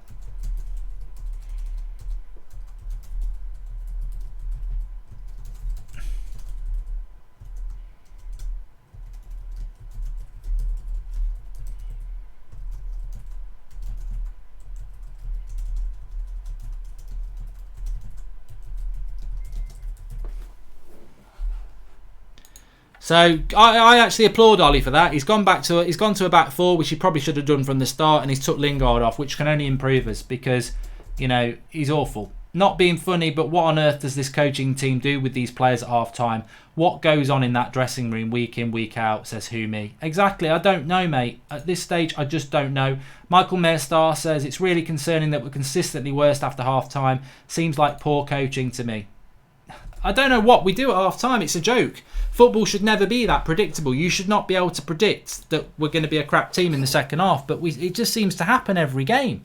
Like, what's going on in the second half with United? We go in at half time against Liverpool, we're crap in the second half. We go in at half time against Chelsea, we're crap in the second half. Southampton, Wolves, we're just consistently terrible. Even Partizan Belgrade, we were awful second half. Here we go, though. Chance on the break. Into Martial. Oh, you see, this is what I mean about Chelsea. And they've given us a corner here as well. We're just not putting pressure onto Chelsea. Defensively, they're not that good. That was a bit of a pantomime there.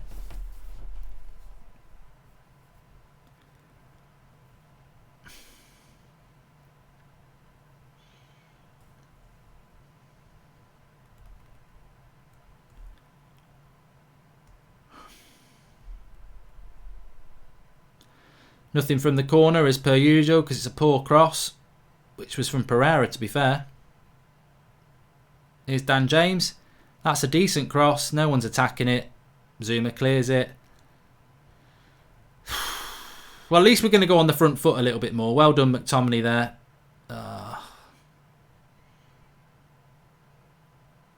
Batshuayi is just too strong there against Fred, which he will be because it's a mismatch physically.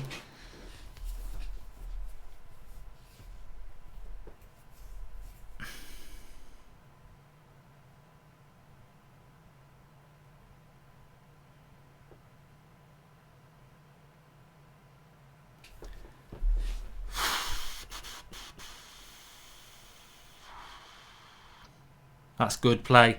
Now Dan James, Rashford, look at the pace of Rashford down the middle there. Can he whip it in? No, it's not going to beat Zuma that time. They're a little bit more switched on than Norwich defence. Well done by Fred. Here's Fred into the box. This is better from United. Oh, straight across the face of the goal. It's better from United since we've gone to a back four. Better from United because we've got to go on the front foot. So it is better. Get rid of playing that 5-3-2. I do not like it. I know Gary Neville's apparently said he liked it. I don't like it.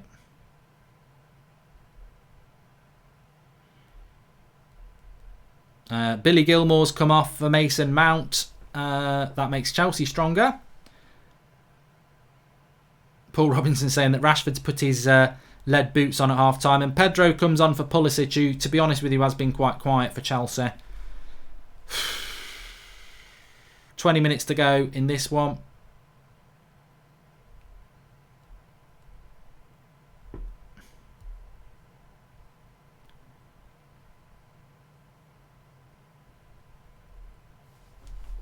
McTominay. Hit it. Hit it.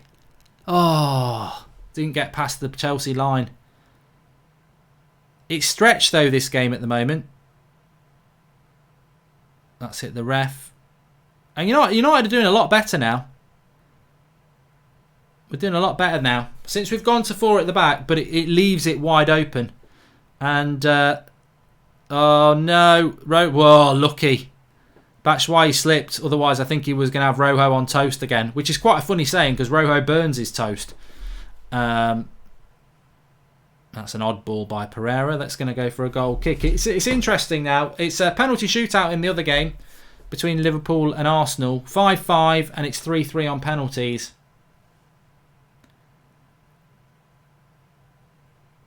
Colvin Harris trusts Ollie.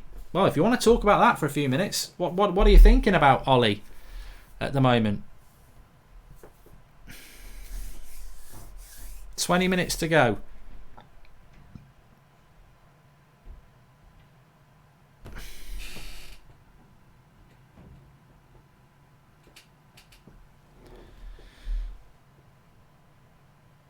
Go on, Fred.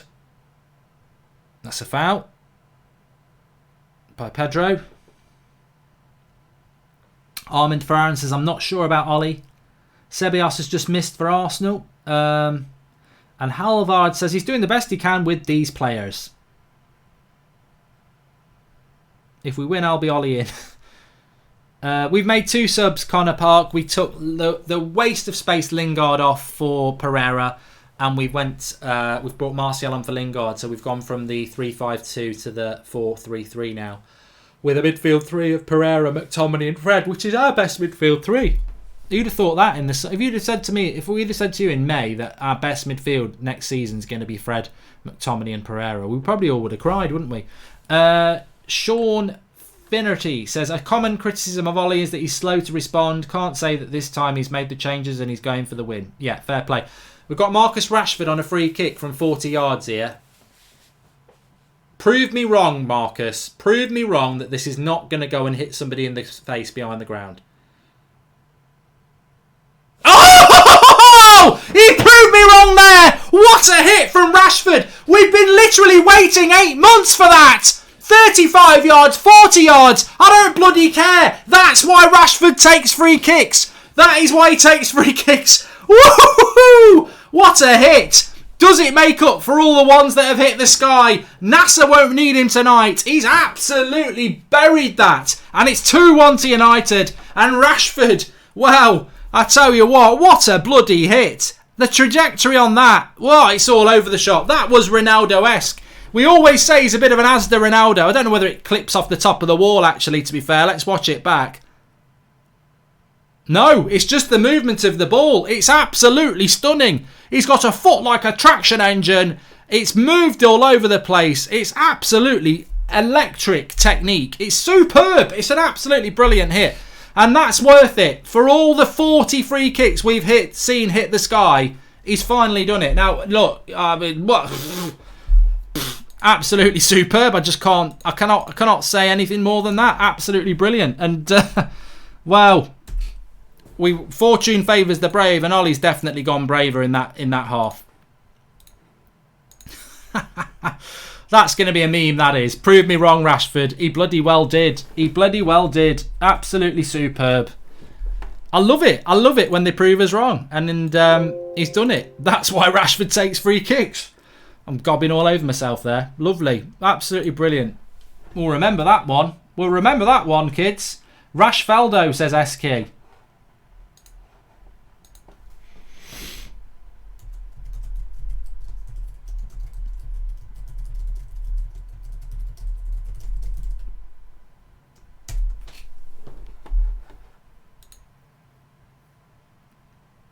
Just to offer a little bit of banter, though, you do realise we're now going to have to see another 70 free kicks flying into Rose Ed for the one that actually works. But it's very reminiscent of Ronaldo at United, though, because Ronaldo doesn't actually score that many free kicks. When he hits them right, he scores some absolute bangers, but there's a lot that hit Rose Ed.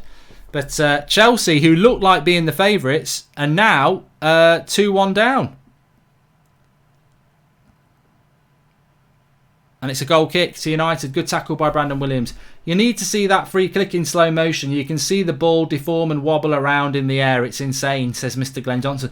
Well, it is. It is, because I thought it actually clipped off the top of the wall, because you can see the movement in the ball. It's a technique thing. As I said, I mean, we've slated Rashford free kicks for months. Quite rightly, because they've been absolutely terrible. But he has been trying to replicate the Ronaldo free kick, and he obviously puts a lot of practice into it. And unfortunately, in game days, it just doesn't work out. But I said against Norwich that Rashford was fantastic, and you know, he's followed it up again with a cracking goal. So you know, all those people who call him Trashford or the Asda Danny Welbeck, I've never said that. It's a lovely free kick. No keeper's going to save that. They're not going to save that.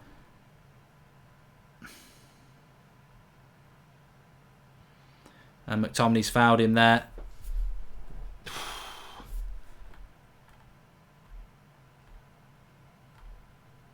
Liverpool have won on penalties, by the way. Oh no, Liverpool have won on penalties. I have to apologise to Rashford. Definitely thought it was going in Rose's head. Maybe he should take longer 40-yard free kicks.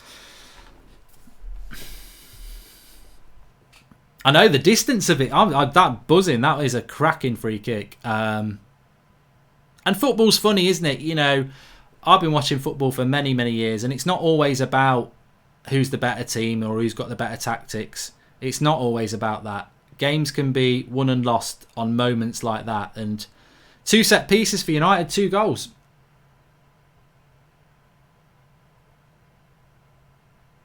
I need to watch my reaction back, actually. I'm hoping somebody's clipped it. I'm going to go on Twitter.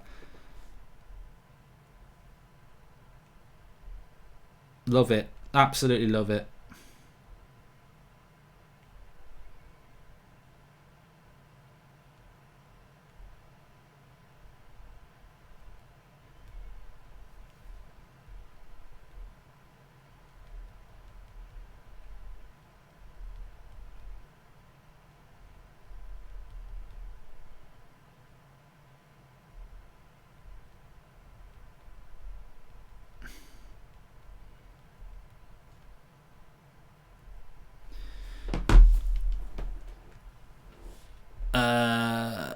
Chelsea looking for a penalty there, not been given. Lingard isn't good, but not the worst. He needs to put on loan. Does anyone else agree? Mark Yu says Leolos. I think he's too old. I think Lingard's too old to go out on loan, isn't he? I think, you know, Lingard would need to be in the team, you know, or out the team. And at the moment, he just ain't good enough. But you know, I do like the fact that Ollie went to a back, changed from a back 5 into a back 4. Brilliant.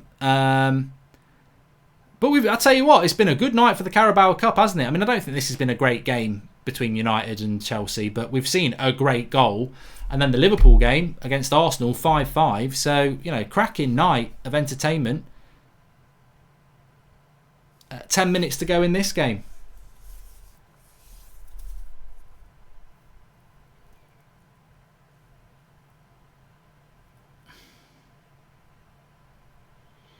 No, Letitia couldn't hit a free kick like that, Liquid one, because it was very much a Ronaldo style free kick. It's all about the connection of the ball. You hit the ball, but you push through the ball as well, and that's what allows the swirl. They call it the knuckleball, yeah.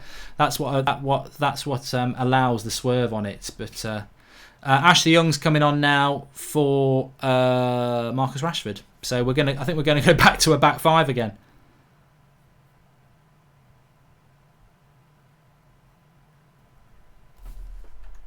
And Murray says, Mark, we finally got a peek into what Marcus Rashford does in training every day. We did. We definitely did.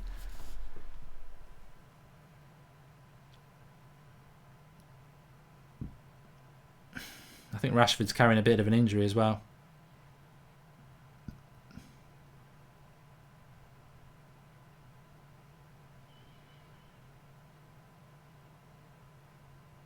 Which, to be honest, when the team news came out, we mentioned that, didn't we? But we've not mentioned it since. I'll tell you what, if Ollie gets this win today against Lampard, has anyone missed Pogba in this game, says Ryan Brown? Nope.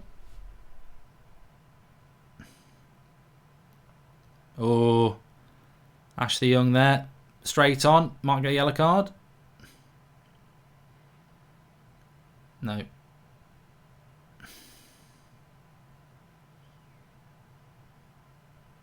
It was a bit of a dive, to be honest. Who won, Liverpool or Arsenal, says Harry Melender. Liverpool won on penalties.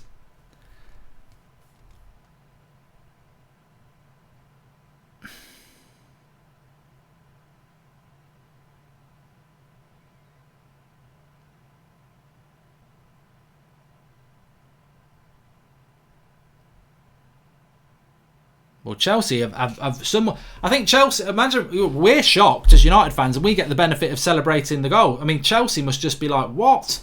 What's going on here? Young needs to be benched for Williams in big games. His pumpkin spice latte. Where can I buy the sweater you're wearing? I don't think you can get this anymore because it was. I think I've had it. I think this was to do with the 68. Alonso, good shot, good save. This was the 68th anniversary shirt, so this was last year, not even this year, so I don't think they're selling it anymore. Mo the Maker says, love the United stand, Mark. Can I get a shout out, please? Mo the Maker, you have a shout out. Thank you very much. And I'm so pleased that we've all seen Marcus Rashford score that free kick. We've finally seen what it's all about. Unbelievable moment. Unbelievable moment.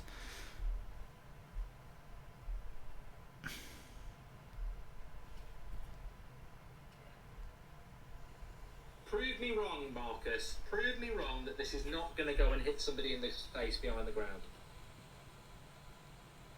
Oh! He proved me wrong there! What a hit from Rashford! We've been literally waiting 8 months for that!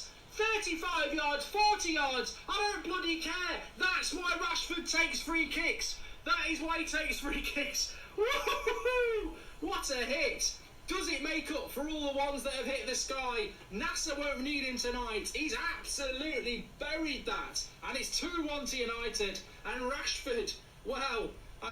Get it on Goldbridge World. I tell you what, that gave me goosebumps. I don't forget. I forget what I say when we score goals. So, but I remembered saying, "Prove me wrong, Marcus," and he bloody did. Lovely stuff. Absolutely lovely stuff. 10 minutes from a big win for Ollie. This more positivity. If we can get it, I think it's done. I think Chelsea look on their knees a bit here. I don't know about you.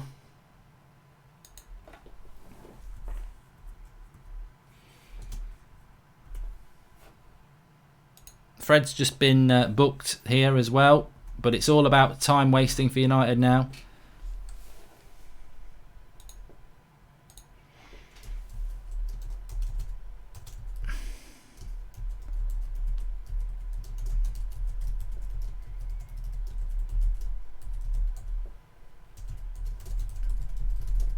Villa have beaten Wolves 2-1 as well.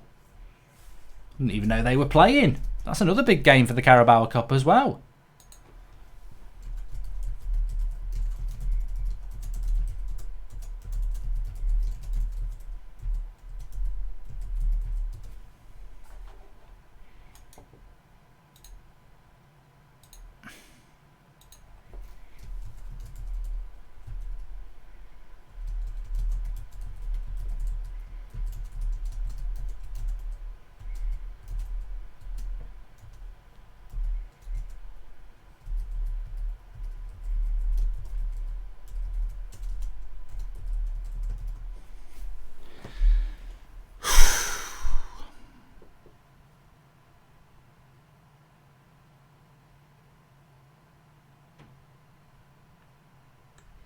Five minutes to go.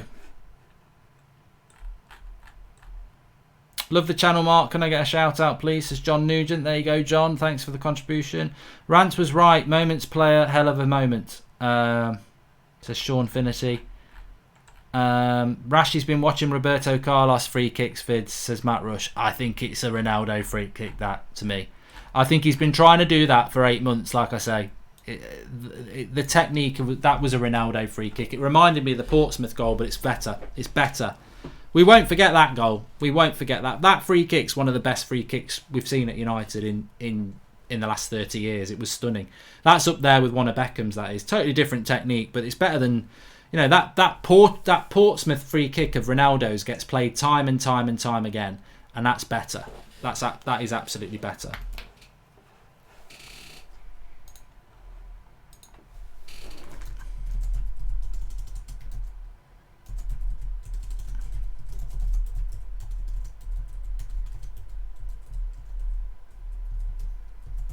But it's Chelsea on the attack. Let's not forget there's a game to win here. And that goal deserves to win this game, to be fair. It's Martial on the attack. Good tackle.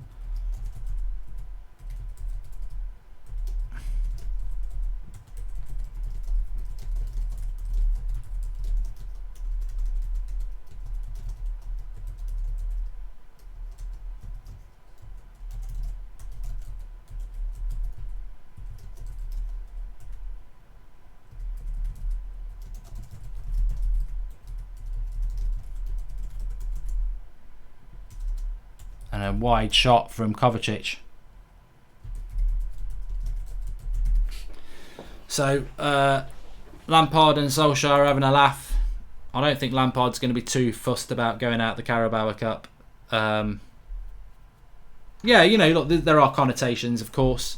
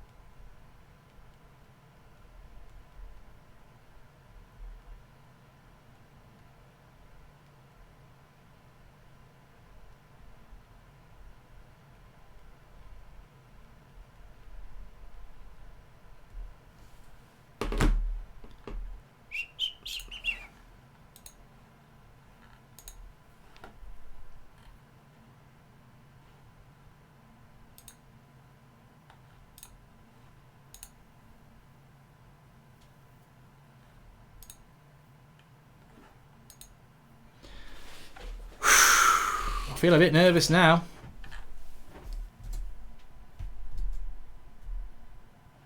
I'll admit it. I feel a bit nervous now. Do you feel a bit nervous now? I feel a bit nervous now. Be a massive win for Manchester United, but a deserved one. Definitely a deserved one. Man of the match, Marcus Rashford. I think, you know what? He's got to be man of the match because he's decided a game that probably didn't look like we were going to win it. I'll digest it in the match reaction, but if I'm absolutely honest, I don't think this has been a very good performance from United. But sometimes the ends defy the means defy the ends, don't they? And I think United have looked a lot better since Lingard came off.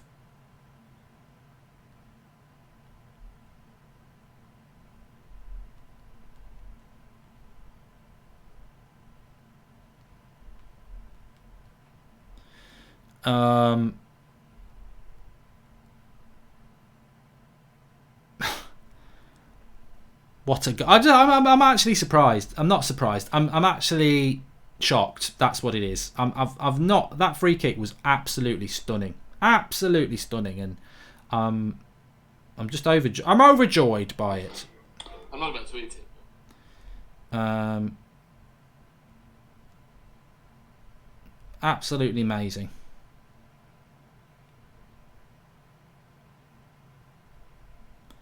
Absolutely amazing. So hopefully there won't be too long added on. 89 minutes at the moment, and United are the team that's pushing here. Here's Martial into the box. Oh, it was coming back for that top corner. Didn't quite work, but it were close. It was close. Lots to talk about in the match reaction. Lots to talk about in the fan cams. I'm looking forward to it. I'm looking forward to being in the draw. It's another game for United, isn't it? Looking forward to it.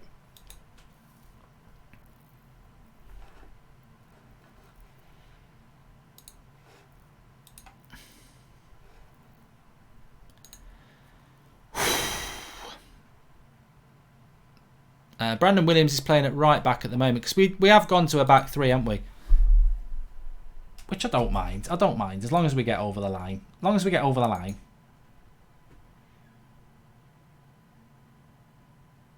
'90th minute. How long is he going to add on, people? Kovacic has just been booked. 4 minutes added on. Positivity. Take a walk down Positivity Street with Ollie and co.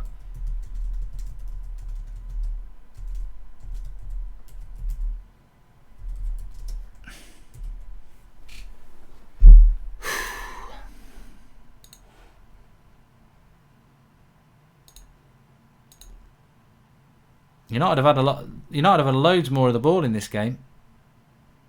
Well in by Rojo's absolutely milked that to get a free kick off Tammy Abraham. You weren't that much, Marcus Rojo, but fair play. He's the Argentinian Phil Jones, and he's milking it to earn us a little bit of time here. Fair play.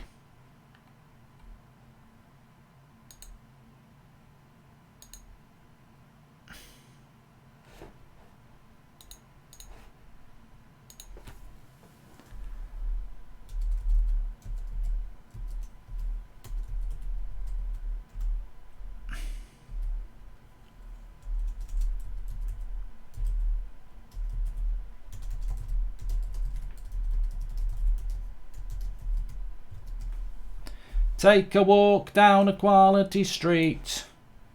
Man United. Well, Ollie's got Ollie has got Lampard's number, hasn't he? And it's an easy one. It's 999 because there's been a murder. He's absolutely done him again. And for everything I've said positive about Lampard, and there's been a lot of positivity I've said about Lampard, he has been done tonight, and he'll feel it. I think to be fair to Lampard, he will feel somewhat aggrieved tonight that his side has been beaten by Manchester United in this way, because it's a world-class goal. But I guarantee, because Frank Lampard speaks a lot of sense, he will come out at the end of this game and say, sometimes you have got to just bow down to brilliance. And that was a brilliant goal by Marcus Rashford at a time where the tide was turning against United. You know, we came out and did our typical crap second half performance, and we earn a free kick and Rashford wins it for us. So, but we're in the draw for the... When's the Carabao Cup draw, everybody? That's my next question that I want the answer to. When is the Carabao Cup draw?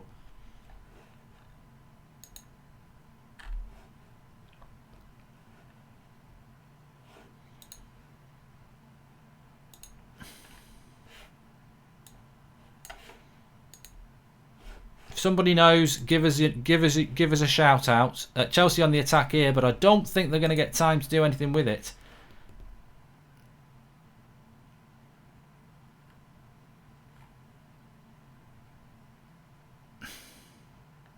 Tomorrow morning. I was hoping it was going to be tonight. Corner for Chelsea here. This is probably going to be their last chance to get anything in this. They better not. You don't deserve it, Chelsea. This game has to be won by that goal. Otherwise, football may as well retire. You can't not win the game off that goal. So, corner for Chelsea here. This will probably be the last bit of action of the game. I remember a late equaliser for Chelsea before, under Lampard. And Brandon Williams smashes it away. He's not blowing up yet, ref. He's about ready to blow up into the box with Alonso. He's blown the whistle, and Manchester United have beaten Chelsea 2-1. Stunning, absolutely brilliant, and well won by Marcus Rashford, of course. But football's a funny old game, isn't it? A funny old game, and is tonight going to be a turning point of redemption? We've seen Rashford hitting free kicks like that for 8 months. We've seen... You know, have we seen a turning point not only in Rashford's career, but in Manchester United's season and future? I don't know. I don't have all the answers, people. I really don't. But I will have a match reaction coming up for you straight away after this. We'll be talking player ratings, tactics, the lot. Personally, now I've calmed down a bit. What a hit. I think that there are a lot of pros and cons. I mean, Lingard's surely got to be done. The 5-3-2 or the 3-5-2 has got to end. It's inviting pressure on us. We're a better team when we attack, and that's what we need to do. But I'll talk more about that. Links in the video description. Match reaction. I'll be live in an hour. In an hour. I won't be live in an hour. I'll be live in a minute. I'll see you on that match reaction. We'll be talking man of the match. That rocket. I'll be playing the clip of it again for you. I'll see you in a moment. 30 seconds time, I'll be there. Link in the video description. United are in the draw for the Carabao Cup. Love it, love it, love it, love it.